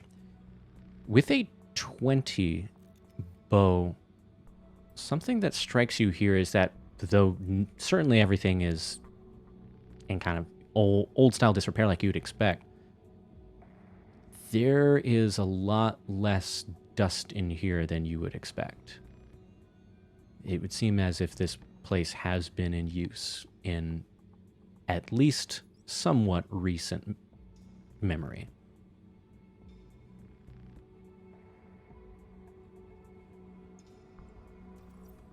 And sorry, go ahead. Okay, sorry. I was just gonna say if there was dust, but it's clearly been shuffled around or moved around, I would maybe try to like look at the dust patterns and see if it's clear that it was somebody walking, or if it revealed anything that however the dust was disturbed, if that revealed anybody who was where they were going to or what they were doing. Mm-hmm. For sure. With a 20, I will go ahead and keep that 20 rolling. Best you can tell is that you can just catch out. Like I said, like most of the dust around here is just not there. It is disturbed, like kind of on the edges of the room.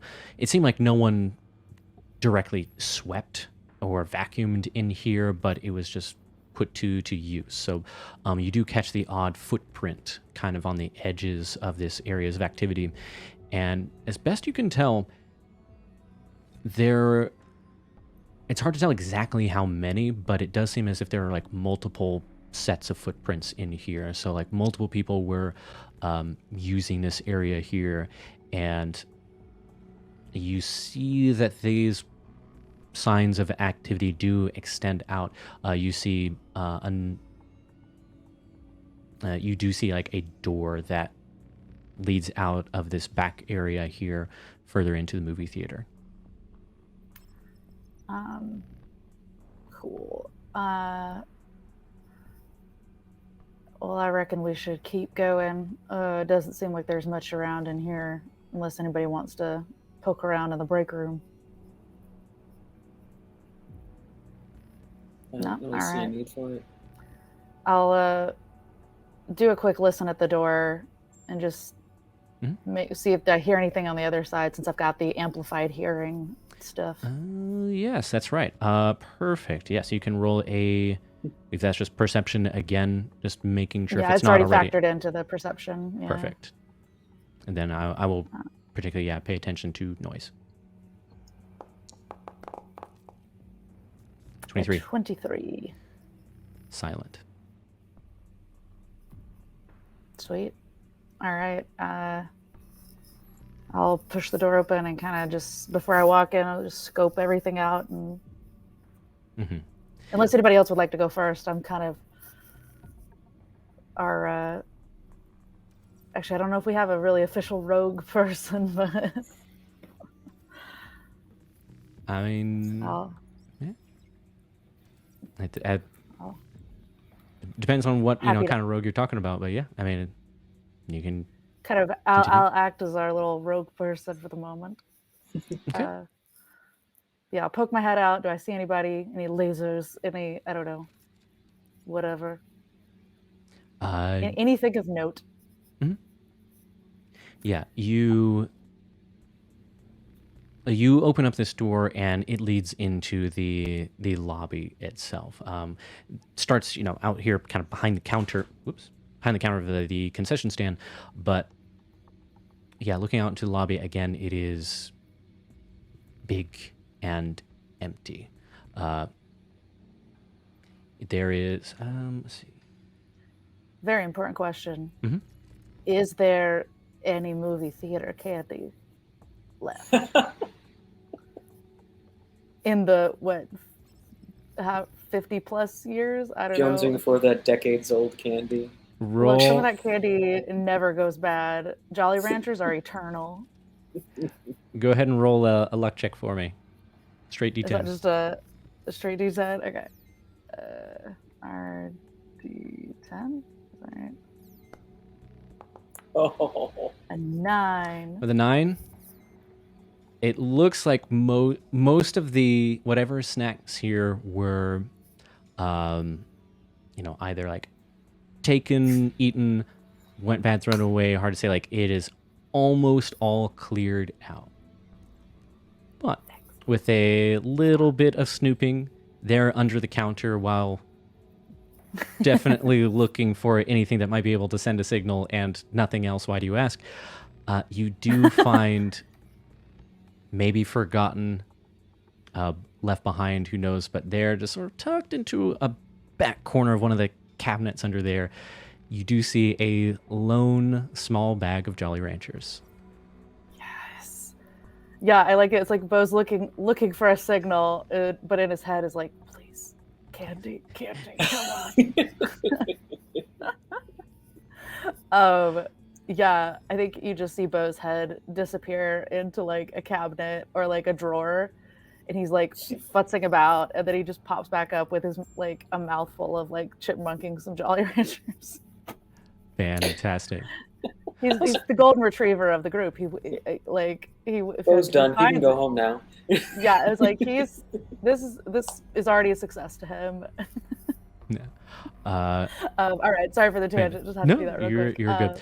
I'll say in the corner, in sort of to drive that home, in the corner, sort of in the trash, while y'all are just inspecting the space, you do find at least a couple of like Sour Patch Kids, some like gummy kind of candy that before like you suspect like a gummy worm that you pick up and it maintains its shape as it's basically fossilized over the years.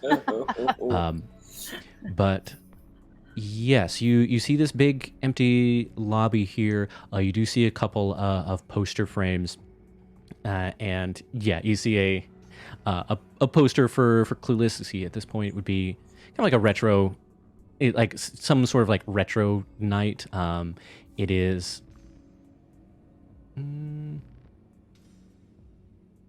Yeah, managed to like get their hands on like a few movies. Like it's not a gigantic selection, but yeah, they've kind of a few posters of that. A couple of defunct arcade cabinets, and hashtag Jolly Ranchers are eternal. Couple like defunct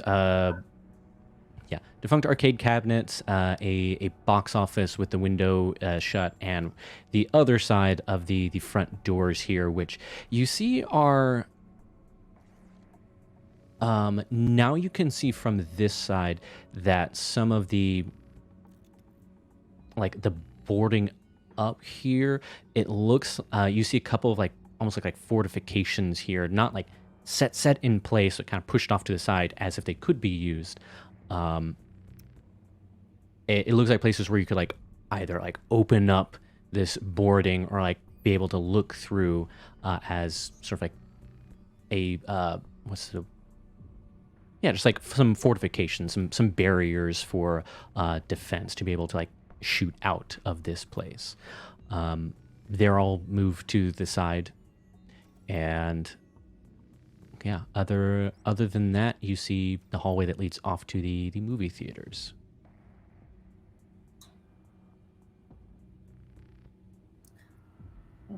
Let's go poke around a movie theater. Okay. And we have no way of triangulating this or narrowing down where in here? So as you head towards the actual like cinemas, the movie theaters, not just the movie theater, the screens, you do get a ping. This is not a huge movie theater. It's not like, like a 16 screen megaplex. They've got, we'll say four screens, and you get a blip on your agents. I'm pretty sure it's coming from like somewhere there. And indicates the third theater.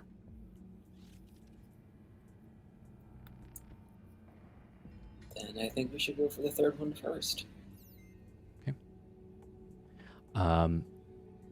You head into the third theater, and inside, you of course see the screen. The screen has seen better days. At least the sides of the screen are kind of sagging a little bit. This part, the screen itself at least seems to have a fair amount of dust accumulated onto it. No one was walking 90 degrees on the side of the screen. It does seem like there is some, at least cursory wiping of the screen, like maybe someone was trying to watch something on it. The other thing, at least helping pin things down here, is there are some in these hallways, like a pathway, a little bit harder to tell on the carpet versus like hardwood, but dust-wise, it seems like this, the traffic has continued in here. The chairs themselves are also in pretty rough shape. There is your feet sort of like, it's a movie theater floor, so yes, it is sticky. You try not to think about how long this floor has been sticky for, but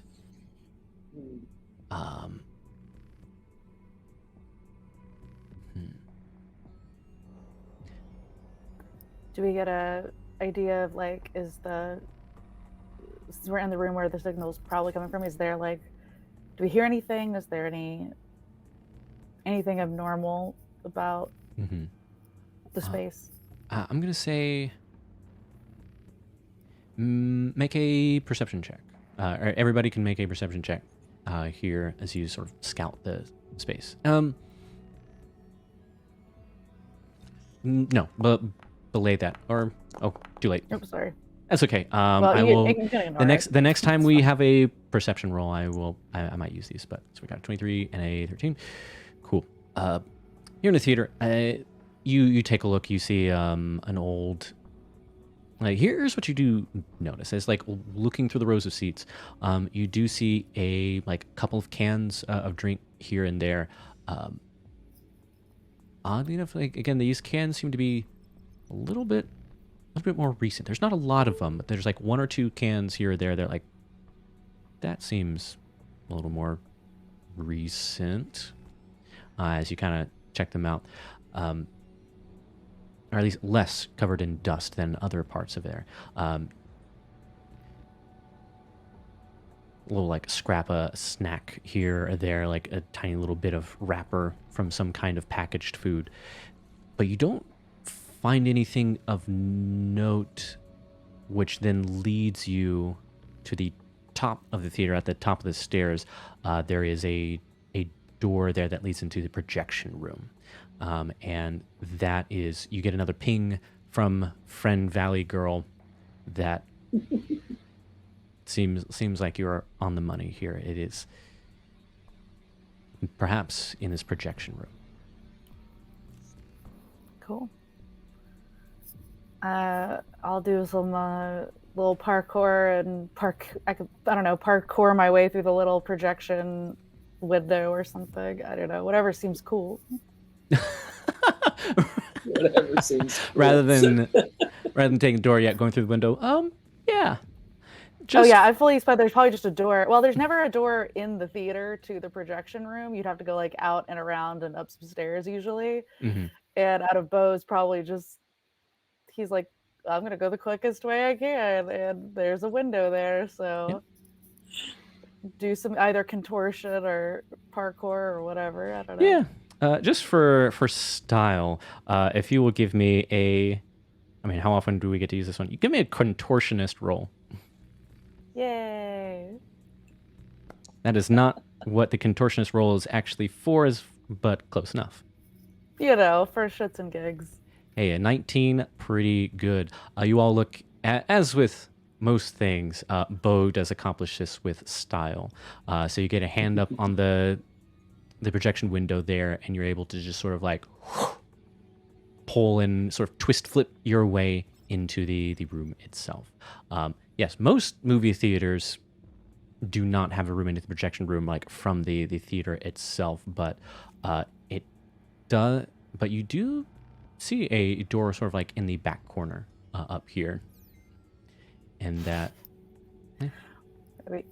Bo will come back around maybe through the door and open the door. And just Perfect. say, oh, hey, look, guys, there's a door. Okay.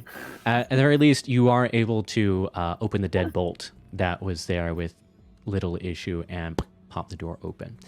So now that everybody is in this space, you look around here, and this room has the least dust that you have seen so far. You see... I hate that it does this. Hold on. You do see, kind of like tough, kind of pushed to the side. There is a projector, and what look like a couple of closed reels. But this room has very clearly been repurposed. You see, well, at least the remains of some technology. You see, like, there are a few odd cables and kind of like open, a few like odd cables and everything in here. Some square patterns in the dust. It looks like there were some larger bits of, well, larger somethings in here. They're gathered around the cables, so best you can tell, probably pieces of tech, but whatever those pieces of tech are, they are not here. Y'all can, I would say you can make a perception check to search around here. Just for the sake of speeding things along, I'll allow these 23 and 13s to stand if you would like. The other thing you might do is depending on which one you roll, you may get different information, but either a basic tech or electronics check. I'll just stick with that 23 perception, I guess. I haven't rolled anything. I could do basic tech, cover bases. Okay. And yeah, Opera, you are not necessarily... Somebody was playing my number. Oh, I'm sorry. Do you want to do that instead? You can still do a basic tech if you would like, Patch, since that will give you slightly different information than the electronics tech. Okay, 16. Ugh, I accidentally invented Linux again. What can't I make run Doom? That's true. I've seen him run Doom on a fridge with Wi-Fi. It's wild. So let's say you've already got Bo's toaster in your gun. I feel like just kind of put Doom in the toaster along the way. The number of times I've tried to use my sous vide and it just starts playing Doom, and I don't. I told you it only does that if you set it to rip and tear. There we go. The real trick is how much of the game can you beat before your meal is done. Yep. Okay. That's why I made your slow cooker run Civilization. God damn it. Very good. Okay. Meant to write this down, but I know what I'm looking for. 1 second. Not that. I want all of those actual appliances, and I want them all to run Doom. Or Civilization, or whatever game is appropriate. I think after all this, the Neon Garden's going to just start making and selling kitchen appliances that run video games while they cook. Beautiful. If those aren't already a thing. Mm-hmm. Okay. So a few things here. As far as the basic tech and electronics check go,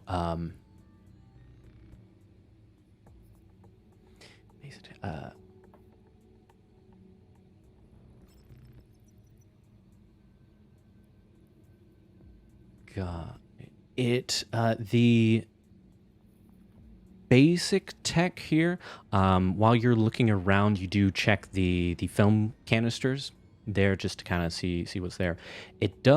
One of them Sure, we'll keep it fun. One of them does have Qlueless. Does have the Qlueless reel. But the other one has something a little bit different. You've not quite seen something like this before.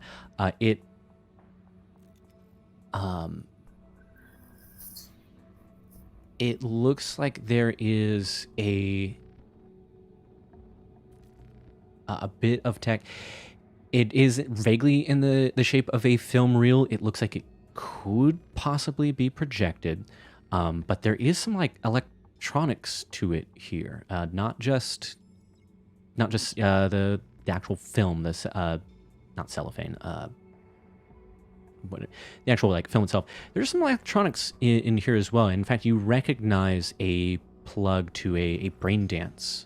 Like a brain dance plug, which is, at least in Cyberpunk world, it is a brain dance is, if you have the proper cybernetic setup, you can record experiences and even make them. It's kind of like films, but that you can actually watch and or experience neurologically with this cyber tech rather than just watching it on a screen.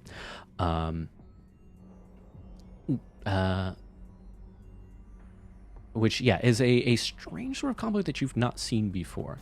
At a glance, I would say I'll even roll a little bit of Opera's 33 as you kind of discover this patch, in that it does look as if there is some sort of encryption, electronic encryption on this, so you might be able to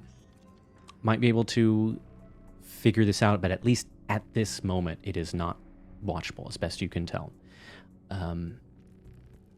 And you would also not only have to spend time to like break whatever encryption's on here, but also try and parse whatever sort of combination of medium that this is. With the electronics check from Opera, when you look around at sort of the setup of cables, the type of connections, the array here of what at least looks like used to be here, all the various clues and accoutrements, it looks like this was some sort of broadcast center. So you would guess that this is, if not the only, at least one of the broadcast centers that has been sending out this weird signal. So the information, at least from Valley gURL URL, is accurate. But with this perception check, the 23... Yep, the 23 from Bo. There are two things that you realize. One, based on the signs here, it looks like whatever was here was moved out very, very recently.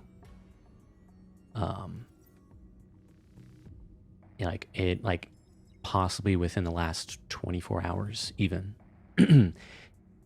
Which, now that you kind of think about it, there is sort of like the residual data that friend computer was able to get to lead you to this situation, like sort of residual signal that, led you here. But there was no piggybacked information on the Screamsheet blasts this morning. So, there is that. And yesterday morning there was. The other thing with this perception check that you're able to get, which also is like, well, if everything's gone, why was there a trace signal? You find off to the corner, sort of in a bundle, a pile of these cables, these wires here, a seemingly left behind little box. There is like a bit of tech here that, again, I will carry over the ridiculous roll, but you find this, Bo, and this looks like some sort of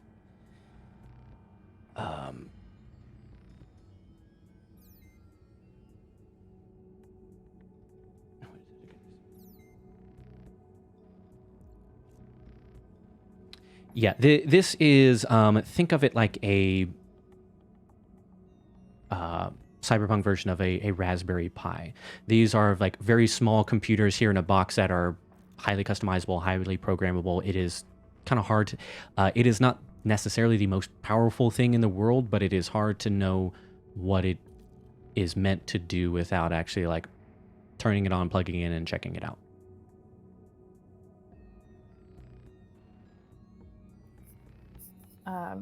I find that, or Yes, Opera you found that? you do find that. Okay. I would say that, so you find that with that perception check, and with this, I would say you've come across this before. These are fairly common devices, but with the tech, electronics check, and even the basic tech roll as well, you're able to confirm that that's what this is. Okay. I assume we would need some sort of equipment to, with Lee's very limited knowledge of how Raspberry Pis work, I assume we need some sort of other interface or thing to interface with it. I don't know. I think Bo just sort of hands it to Opera and goes, "Hey, can you run Doom on this?"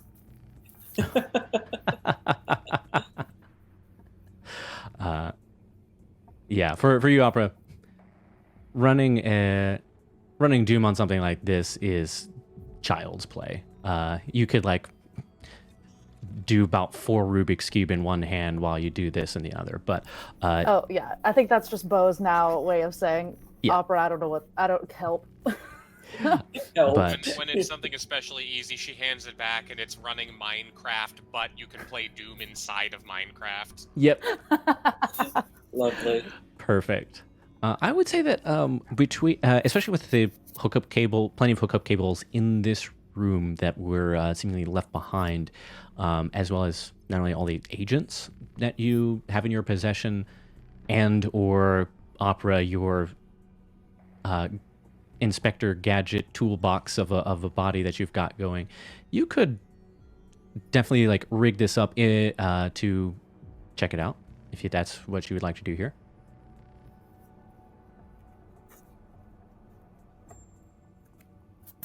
That's electronics, I'm assuming. Yeah. We'll say that. Electronics / security tech. Ugh. 19. I suppose low for you, but still pretty good. Yeah, I was like, oh, it's so sad for Opera. He only got under 20. It's Oh. my one thing, okay? You got an A instead of an A+. Oh. I know. Excellent. So you get this thing plugged up, get it started running, and after a little bit of a loading screen, you get you hear just sort of like as the UI pops up, you hear a voice. Hear that?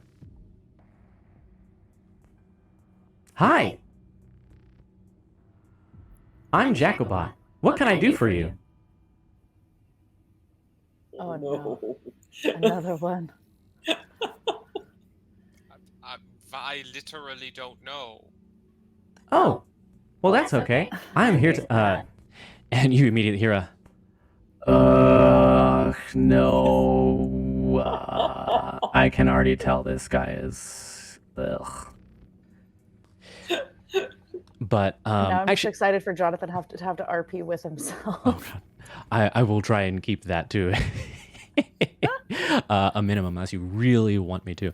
But I will, for argument's sake, we'll say that we'll say that you've got some connection to at least one of your agents.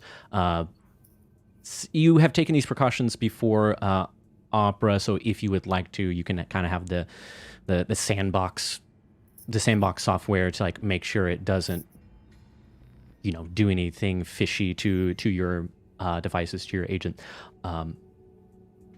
But So these guys, I actually had some Jacobots, back in the day. Kind of, it's a long time ago, but they're basically assistants, and like they're useful to help run things, because I can do everything, but I don't want to. So these little guys, they're like basically helper programs. They're just exactly. I'm here to help. Oh dear. One thing that would be helpful, little friend, is I just have a couple questions for you. Are you Okay. putting out a signal right now? Nope. Who But do I you can. belong to? Well, they did not actually tell me what their name was. I wish that they had, because then they could be my friend. They were already my friend, but then I would have known what to call my friend. They had me send out signal with a little bit of mixing things up, which is fun. It's like a puzzle. I would say that Opera, now kind of digging around some of the software architecture here, and based on this verbal description, you recognize that this is and I would say I'd say Opera comes to the conclusion quicker, but based on your scrambler that you've got, Bo, you also come to a similar conclusion as well, that this is a scrambler relay. It is basically kind of like a VPN style thing where it can bounce signals, bounce and relay signals, and kind of scramble its origin. It with some digging, you might be able to find traces of like where it bounced to. With the scrambling, you can't tell exactly what all the information that was actually threaded through. And the point, sort of the whole point being that wherever it's bounced to is not going to know where it bounced from, with this sort of as the security middleman. You have a fair guess as to what it was bounced to with all the broadcast equipment in here, but now you might be able to figure out where it was bounced from. I would like to do that. Okay. Go ahead, and this is definitely going to be a security tech roll.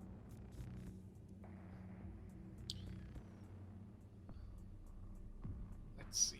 I will put some mustard on this one.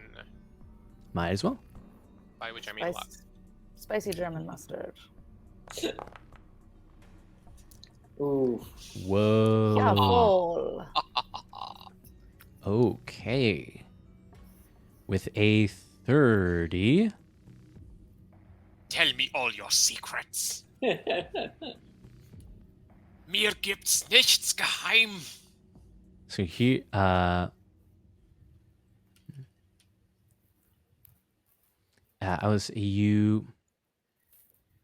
with a roll that high, this is what you are able to determine. You do find data for where whatever was sent bounced from, and you're able to at least kind of get the character signature data off of it,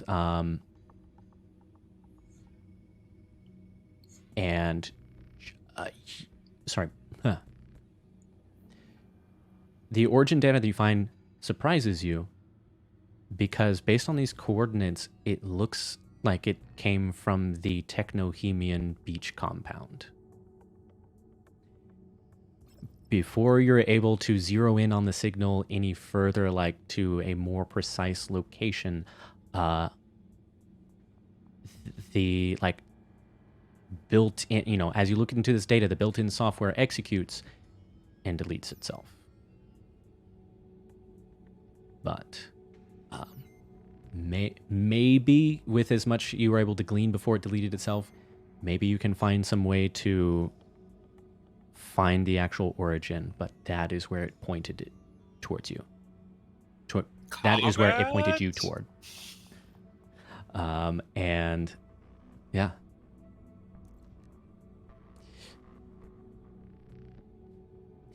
And as you come to that realization, you do get a... Ugh, no wonder I was getting, like, clearance stuff from this signal, because this guy is here. Yeah, I'm here. Ready to help.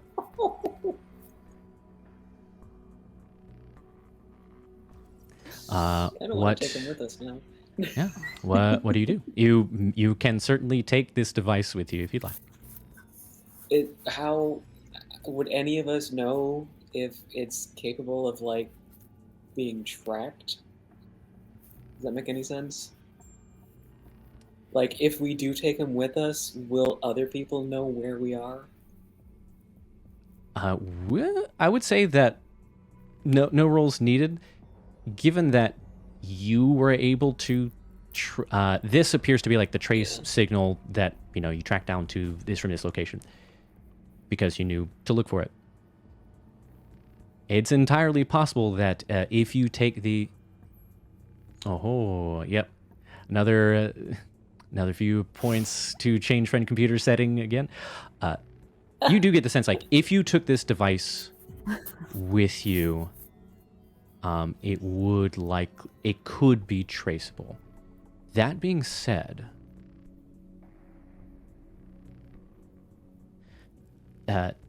the device is...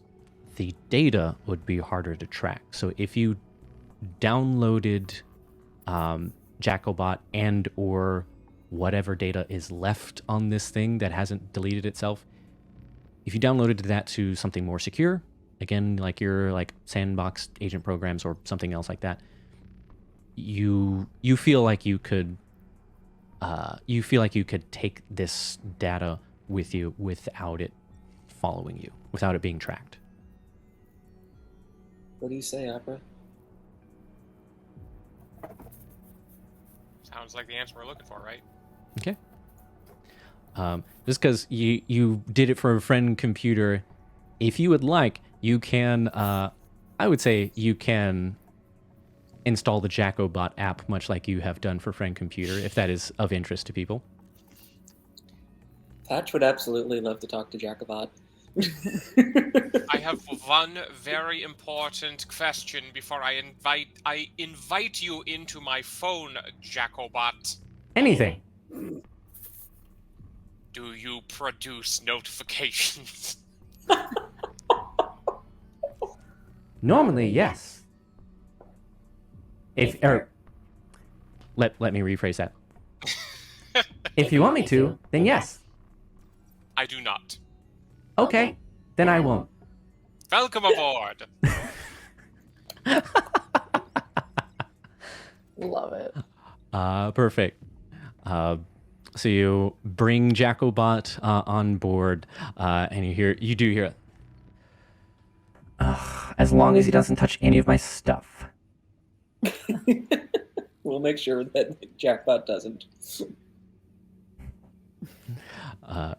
Cool. So that is... So yeah, that is what you were able to... I will ask, the sort of weird brain dance reel, is that something that you bring with you? Is it something that's easily removable? Yeah. I mean, it fit in a film canister, so you could bring it with you. Stick it in a bag. It is not like the projector itself. It's okay. Like the canister. Yeah. Mm-hmm. Gotcha. Is a brain dance reel? Is that a thing that we can? Is that a thing like you have to have that particular implant or whatever to play, or is it something where it's like you can take it and play it somewhere else if you have, a VCR or whatever? So there is a You don't see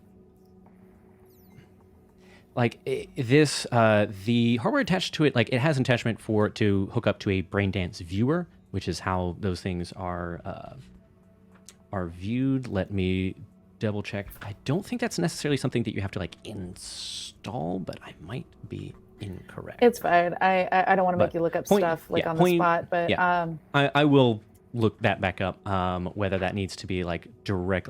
The Braindance recorder does need to be installed because a lot of sort of the point is that it is from a person's point of view.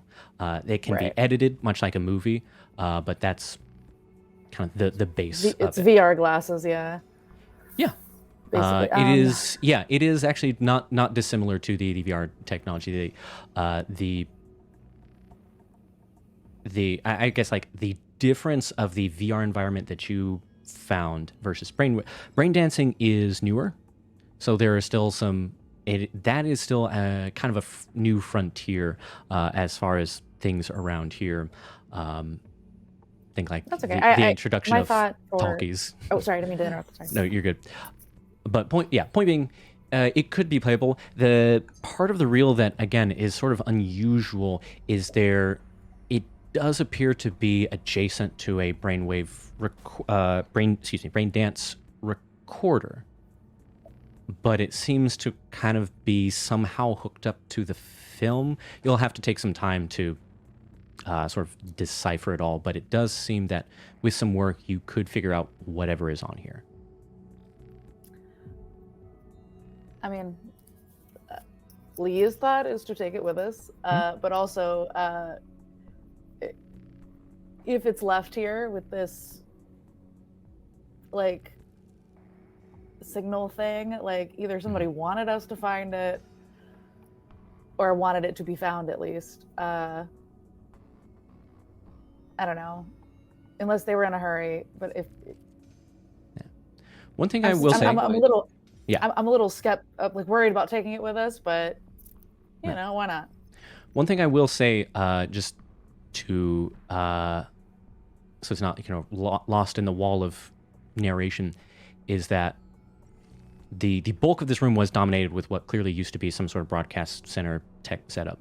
The actual theater projector, as well as those two film canisters, were like kind of shoved off to the side.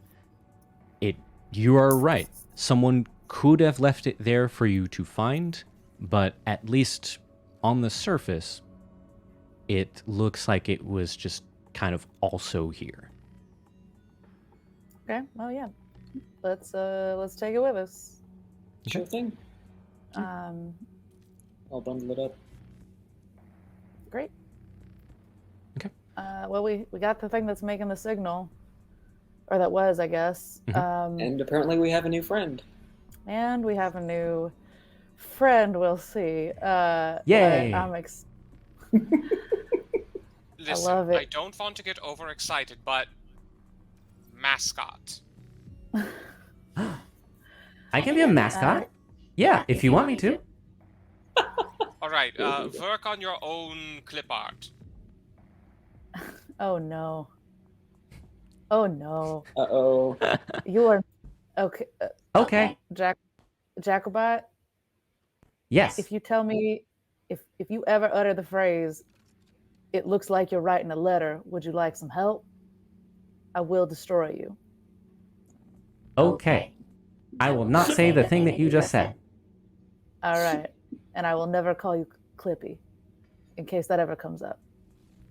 Okay. Just a weird little internal thing. Don't worry about it. All right. I will not worry about it. Perfect. All right. And I just like, I pull out Fred computer, our OG, and to say like, hey, just want you to know, like, don't worry, we're not like gonna play favorites. Like, you're still really special to us. I just want you to know that.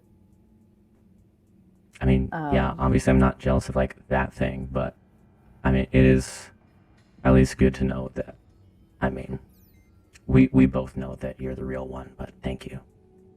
Oh my god, thank you so much. All right. And I just shove him in like in between my pecs, and just like, all right, let's go. Meanwhile, Opera's like over holding it out at arm's length and be like, I know it's not appropriate to have a favorite, but I prefer Jacobot.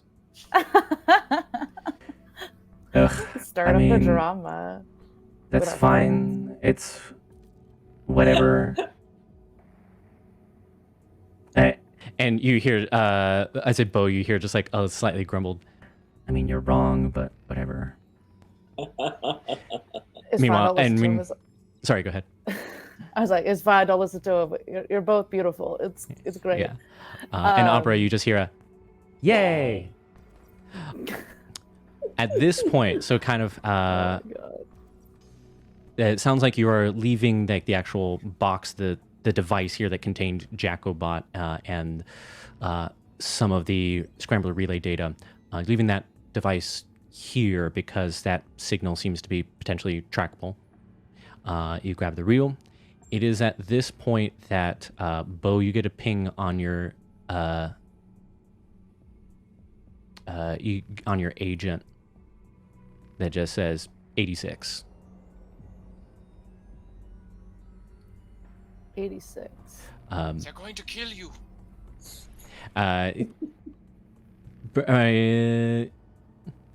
Jonathan was trying to be clever, and I think just came across as obtuse. Rather than is like a good. It's fine. Yeah. I mean, Just I it just figured it just it was a code for says something. it just I says leaving. Okay. I figured that's probably what it meant. So you're good. But yeah, great. All right, let's skedaddle. I think we were already kind of on our way to doing that, but let's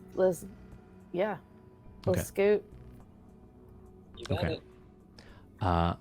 Okay, you're able to retrace your steps, get out of the theater, make your way back out the exit, and kind of sneaking your way back out. I'm gonna say, yeah, no rolls needed yet.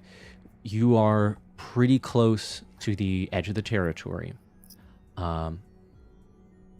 but everybody make a perception check for me, please. All of us? Yes. Cool.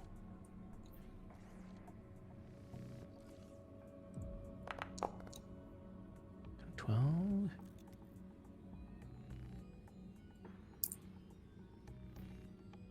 Wow. Not Patch's Damn. day. Is that the second or third crit fail It's that you've had? at least the second, possibly third. Yowza. She's that not is doing good. thankfully with a 20. That's not bad. I'm going to once again do a roll behind the screen here.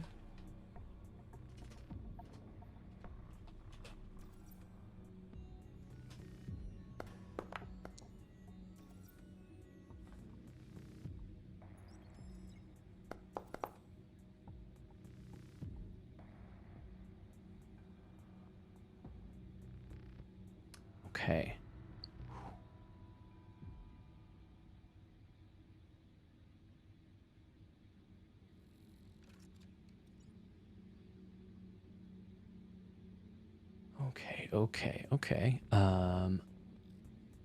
Let's switch back. Question.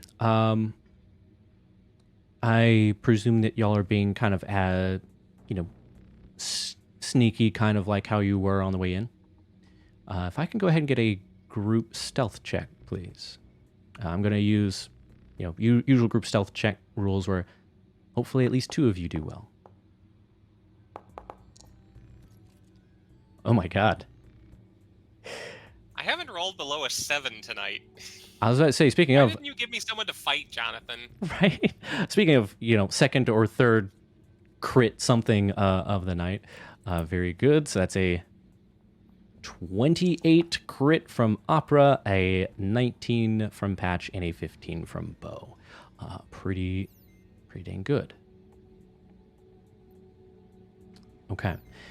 So with that 20 perception check from Bo and and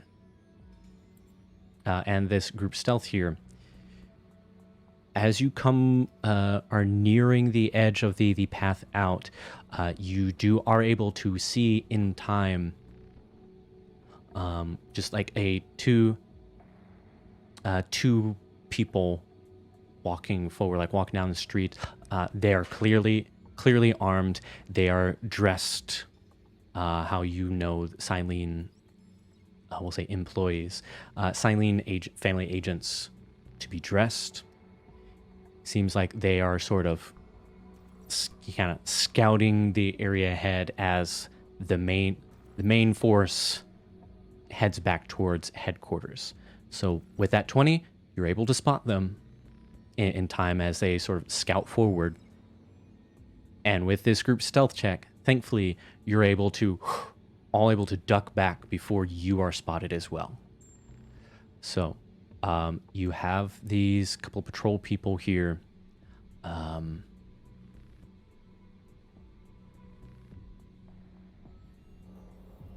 I will say that what would you like to do? Because you can either try and sneak by them now, where they might spot you, or you can wait for them to pass. But if you wait too long, then you might be running into the force that they are scouting for.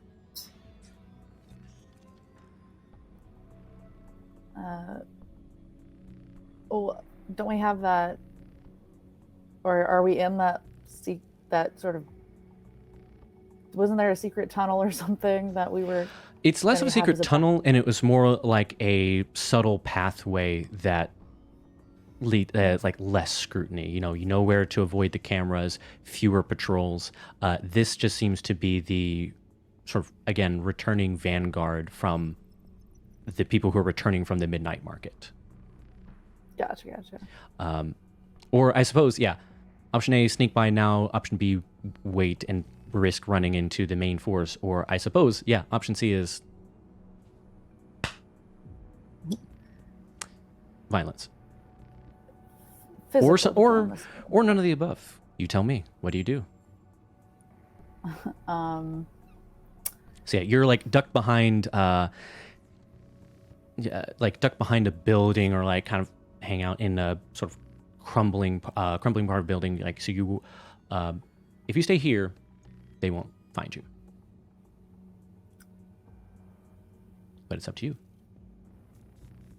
So I'm confused now. If we run now, they will see us? You can attempt to sneak by now, which means that you are unlikely to run into anybody else, but they also might see you. They will not definitely see you. They may see you. This particular the way I've been rolling, they will see us. Since Bo successfully spotted them with that perception 20, this particular group stealth, the DV was lower, since you were able to spot the danger in time. If you were to sneak by, not just like duck out of sight, DV would possibly be a little bit tougher. Yeah, my instinct would be to wait for them to pass by and take our chances, but that's just me. Either that, or cause a distraction somewhere else so that they are looking away.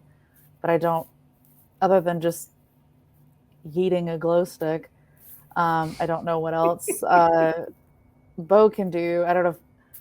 In my head, I'm like, ooh, ventriloquism skills, throw your voice, so it sounds like there's something happening over in a different area. But I have one single smoke grenade left, but I don't think I'd be able to throw it anywhere near, far enough away.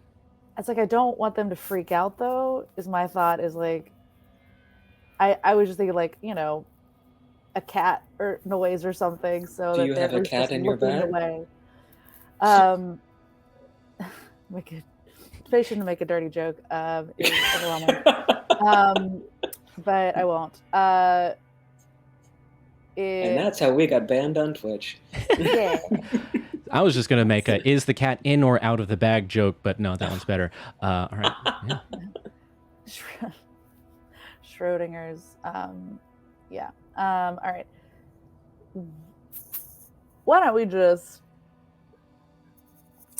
do a little sneaky sneak and just see what happens? And if we need to, then I'll just be like, I don't know, we'll figure it out or we'll fight.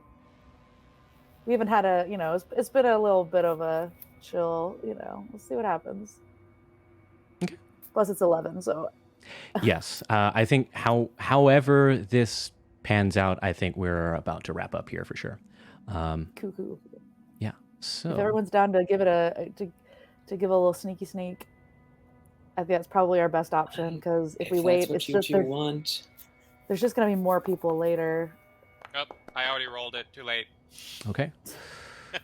The dice giveth and the dice taketh. I was about to say, yeah, now would be the time to use any luck points that people have left as well. I already used them. Perfect. Okay, so we got a 13, a 20, and a 14. I'm going to roll perception, because they are actively looking for threats to, scout ahead, make sure that the way is clear for the bosses. So I'm going to roll in front of the table a perception check. Let me double check the bonus that I want to use. Yeah. Sorry for all the noise and weird movements on my screen. My table thing broke in the middle of our stream. No. So.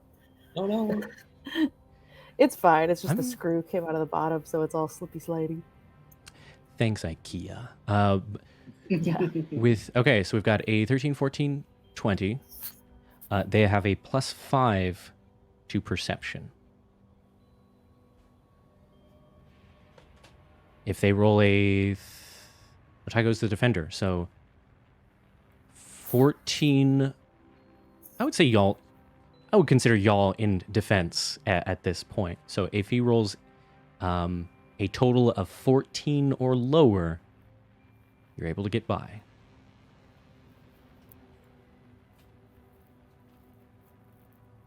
About a 50-50 shot. Does it take the lowest rolled, or is it average, or? Two out of the three of you. The way I run group stealth or group perception is, as long as the majority of people pass, then it's successful. So since ties go to the defender, if you rolled a 14, the 14 would be successful. 13 would not. But oh, I see what you're saying. Okay, yeah. Yep, yeah. Got you. So with a total of 11, you manage to time it such that they are not looking in your direction as you slink on by and avoid any confrontation with enforcers from the Silene family. Since you snuck by now, you're able to then complete your pathway, get out of enemy or dangerous territory, I should say, and you're able. And no cats were sacrificed. And no cats were sacrificed, probably. As you leave, you hear in the background, but no. You're able to get back. You're out of the territory, off this turf, and you can make it back to the Neon Garden and home base. So to sort of reconvene and everything like that, as to what y'all would like to do with the information about the location, the Technohemian Beach origin of that signal, that'll have to wait till next time. So that is the end of the session here. We will see, the conclusion of our pre-heist side mission next time. So as time to wrap up here, I'm going to do attributions, then and then I forgot to do so on stream last time, but we're going to do a roses and stars, and we'll talk about that in a second. And then lastly will be plugs, and we'll call it there. So attributions first. The as always, the voice modification as well as the background voice modifications is the VoiceMod program. The ambiance that y'all were hearing was from Tabletop Audio, and the overlay here again, as usual, is a combo of me plus the underlying framework from Jeff Buterbaugh. The dice rolling is from Foundry. Yeah, I think that's about it for attributions. Last, we've got, of course, our sponsor for the Quelmar realm, Arkenforge. Arkenforge, of course, a spectacular VTT. Arkenforge is the all-in-one toolkit for game masters to run games in person or online. Side note, I will particularly plug it for in-person play, great for that hybrid style. It's got maps, music, tokens, and more. And Arkenforge comes with a 28-day free trial and is the engine behind Quelmar campaigns like Beggar's Bodega, as well as Git Submodule, which is the Paranoia campaign, the spiritual predecessor to this one. You use code TheQuelmarForge for $5 off your purchase of the Master's Toolkit today. I will put all that into the chat. Yeah. So that is our sponsor there. Let's do.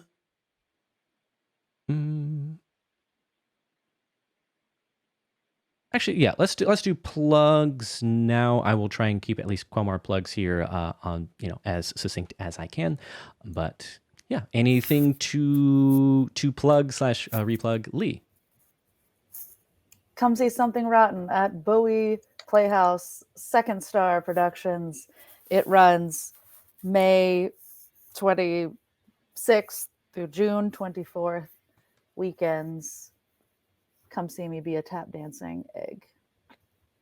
Nice. Excellent. Yeah, I do other stuff, but fantastic. Also, just that part is the most sell-worthy. Fantastic. There may or may not be a video of me floating around in the internet somewhere of a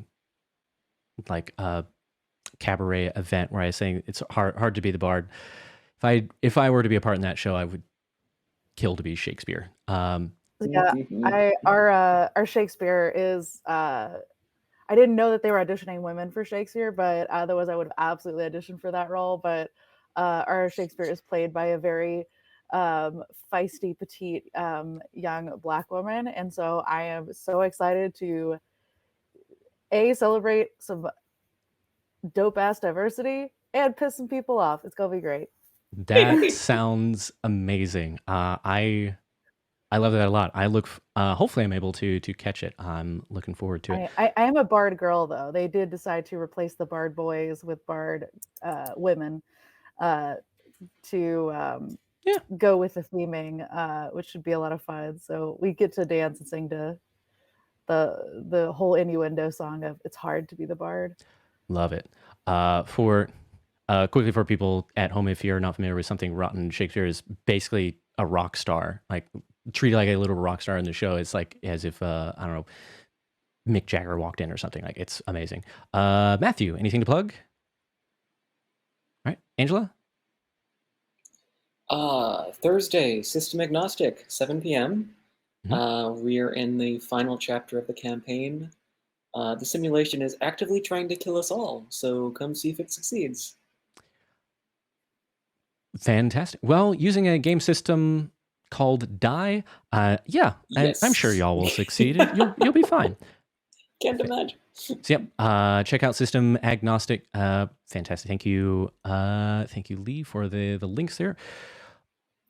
So check out System Agnostic as well as the other Quelmar Realm Twitch streams, our VODs on YouTube, which will soon include our previous Cyberpunk episode. Don't worry about it. Things like System Agnostic or Once Upon a Town on Tuesdays, if memory serves.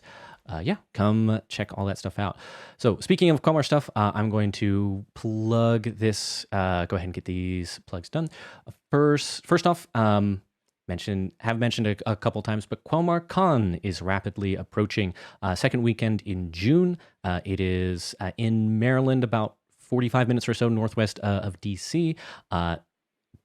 Badges are still on sale. If you want to come check it out, please do come play a whole assortment of games with nerds. Like, it is not just D&D. In fact, I didn't actually count the numbers, but I feel like it is mostly not D&D. There are LARPs, board game riffs, Mario Kart tournament, Magic the Gathering draft. Like, there's big trivia. It's all fantastic group of nerds. Come and play with us as we grow, open our doors to the community at large, spread that community love. Come join us. Please, that you can find all the information for that at quelmarcon.com. So yes, badges are on sale, and as of yesterday, game signups have gone up as well. So if you have a badge, you can sign up for the games that you want to play. And yeah, later on in the process, the DMs will, both the committee and the DMs will get together and figure out. There's only, of course, so many spaces per game, and do all of the schedule Tetrising. But at the very least, you can see what all is on offer, and there is priority listing. So if you really, really, really want to get into a certain game or 2 or 3 or 4, you can do your best. You can indicate that. Speaking of cons, so Quelmar Con, as I mentioned, is second weekend in June. Drop the link there. 2 other non-Quelmar cons that Quelmar will be at. No, that wasn't confusing to say. Why do you ask? Where is my minimized window? There it is. It was hiding. Pretty soon here, in a little bit less than 2 weeks, May 13th. I'm not sure if I announced this last, the Nerdtopia Fan Expo that I mentioned at the top of the episode.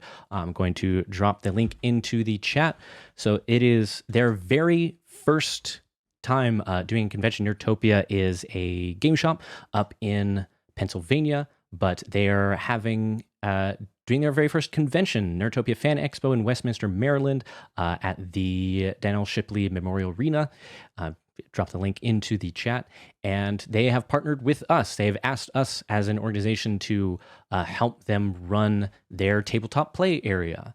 So we've got a mixture of, we've got 2 curated games that we will be running with our volunteers, myself included. There is a 5e one-shot that is written by our very own Avante, aka Lich, and I will be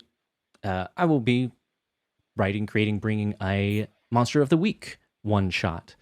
So if you're familiar with D&D, of course, or if sort of rules light, Monster of the Week, powered by the Apocalypse 2d6 system, feel free to come dive in. They're the mixture of those 2 curated games. We will also have free play space there. So if you just want to play your own stuff, we'll also have stuff on lending, like board games.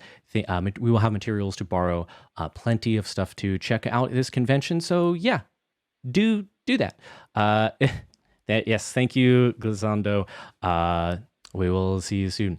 The other thing I'll mention is, I did mention it last time, but I will just plug it again, stop that. There we go. That's better. That took a second.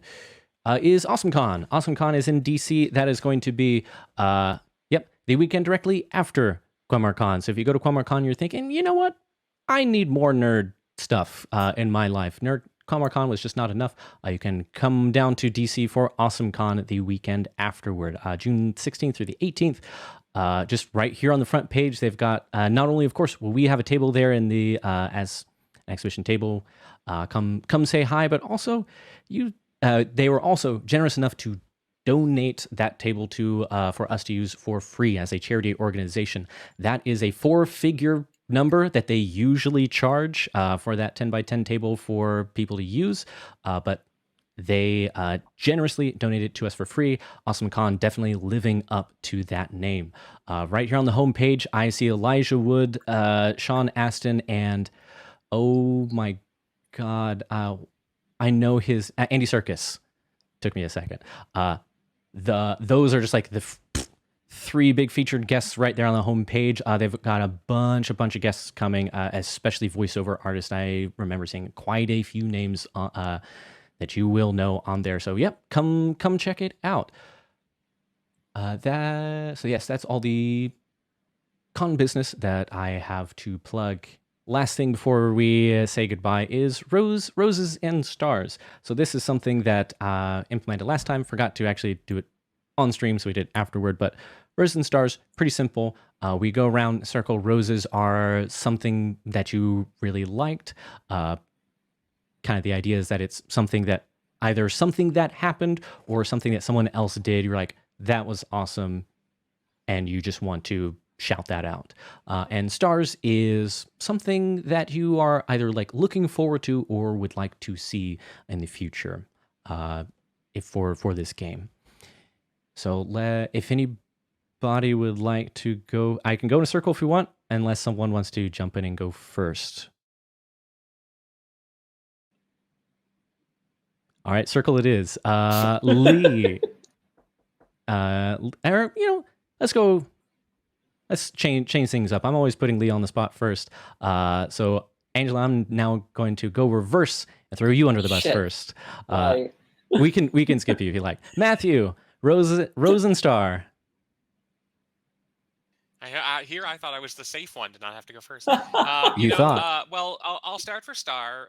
For Star, I'm just excited to get the gang back together because, with just missing one session, when you play every other week, when you miss one session, suddenly it's a month between. And then we had, an absence today and an absence once before. So I'm just excited to get the gang together and to pull off a daring heist, which I'm sure is going to go exactly according to plan. They always do. I know, I don't know, maybe this is just a very fast assumption I've already developed, but I feel like the Dungeon Master doesn't often get the rose. But Jonathan, I want to give you the rose tonight for juggling a bunch of characters and managing to deftly avoid having to talk to yourself with 2 sets of glasses. That takes a lot of deftness when we get you into a situation where you are doing an entire cast for our amusement. So I appreciate what you were able to pull off in a fun but not sort of like watching somebody like, no he isn't, yes he is, no he isn't, yes he is. I appreciate that. Thank you. Yes, I already talked more than enough as the game masters. Yes, the last thing I'd like to do, again, unless everyone would like me to, is have a lengthy dialogue with myself. Quips, yes. Dialogue, yeah. But so, thank you for that. Yeah.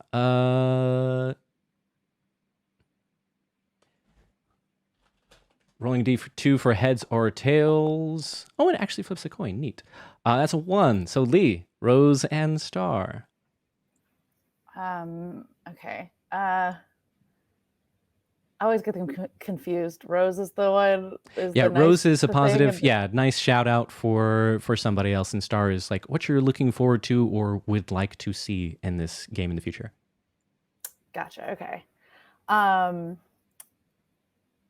Okay, Rose for this time. I'm gonna give it to Matthew, I guess, because I always enjoy RPing with you, and that I'm just so enamored with the relationship or whatever it is that Bo and Opera have.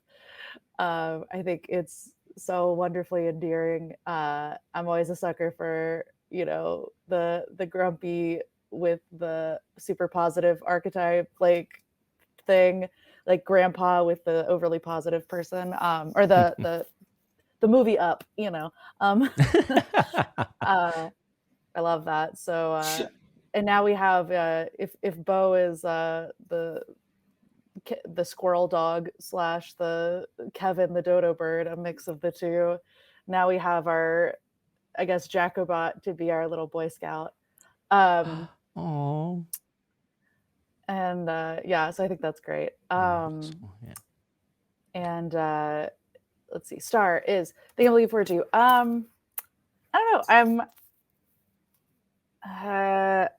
fortunately, since I won't be here next week, I'm not looking forward to the fact that I won't be here, which is gonna suck. But whenever we get to do the heist, I think that's gonna be really fun. I'm excited for like just kind of I've really enjoyed these last couple episodes, getting to like do a lot of RP and things like that, and take our time with stuff. But I'm really looking forward to the kind of fast paced, like another elevator battle of like quick thinking and like that kind of style. So because it's always good about being well rounded, but I'm looking forward to, I think, just kind of executing all of it and getting our oceans the action 4 or whatever moment. I made a bad pun in our Discord. Cyber Oceans 4. Just stick cyber on it's like D&D where you stick fantasy on the front of everything. You stick cyber on the front and now it's cyberpunk.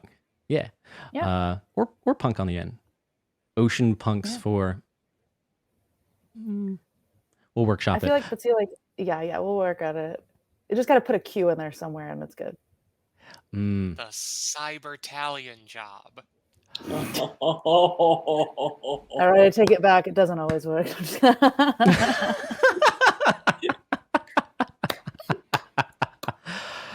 Oh man, incredible. And Angela. Okay, roses, toaster knives, Jolly Ranchers, Jacobot. Just all of Jacobot. Love it. And yeah,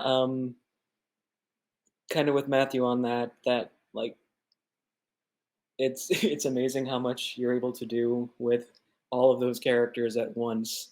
It was just very entertaining. What's that? I appreciate that. Thank you. And I guess stars, just looking forward to the heist. And yeah, still trying to figure out what the fuck my brother has gotten himself into.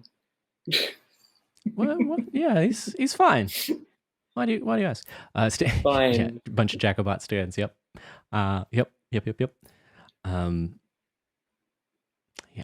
Excellent. So with that, I will do the last rose and star as well. Since I'm the one in charge, I can choose to go last. For Rose, I'm pretty sure that while it still holds true, still agree.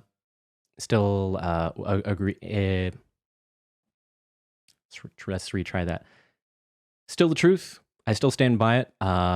Last time, I believe I gave a rose to Lee for just kind of helping lead the charge for RP and keeping things moving, being willing as the appropriate as the face, but regardless being willing to sort of take the charge and keep it going. So that is true, but the main rose that I would like to give out this time is to Matthew, sort of in a somewhat similar vein of like keeping things going while as a person with ADHD, it can sometimes be even though it is pretty much my job, can be a little difficult to keep things perfectly on track sometimes because I get excited by things. So I appreciate Matthew like having the like feeling confident enough to step in and be like, and this is not the first time this happened either, but like let's kind of refocus here a little bit so we can advance. So appreciate, it's not always easy to step up and do. So I will shout you out and appreciate that. So as stars go, kind of a little bit of beating a dead horse at this point, but yes, I'm also looking forward to when we're all reconvened and we're able to pull off this heist.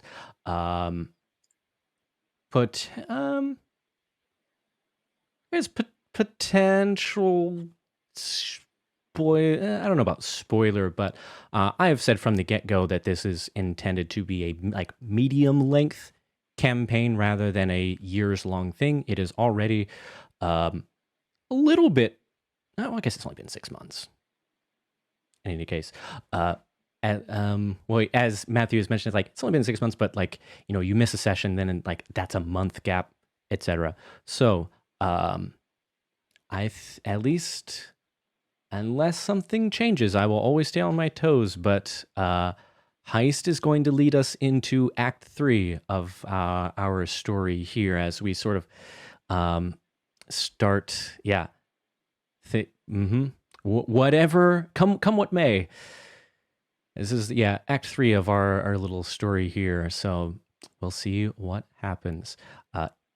Until that heist, though, be looking out. For now, we are on schedule for the next couple sessions. So 2 weeks from now, we will have Ashley back, losing lead to something rotten, and something rotten. And the following session is due for the 29th. It's just Memorial Day. I know that is, Memorial Day, a holiday. As of right now, we stand to stay on schedule. So even though it's a holiday, I believe we will all be here, and we will have a Memorial Day heist, one to remember. Yeah, I'll give myself one of those. But yeah, that's the biz. Thank you all for coming out watching, whether in audience now or the VOD. We appreciate you either way. Just one last thing to... Cyberstan Jacopot. One last thing to do. Yes, the roll, that redemption, these redemptions, exactly. So you know it, you love it. Can I get one final play out here? Ready? 3, 2, 1.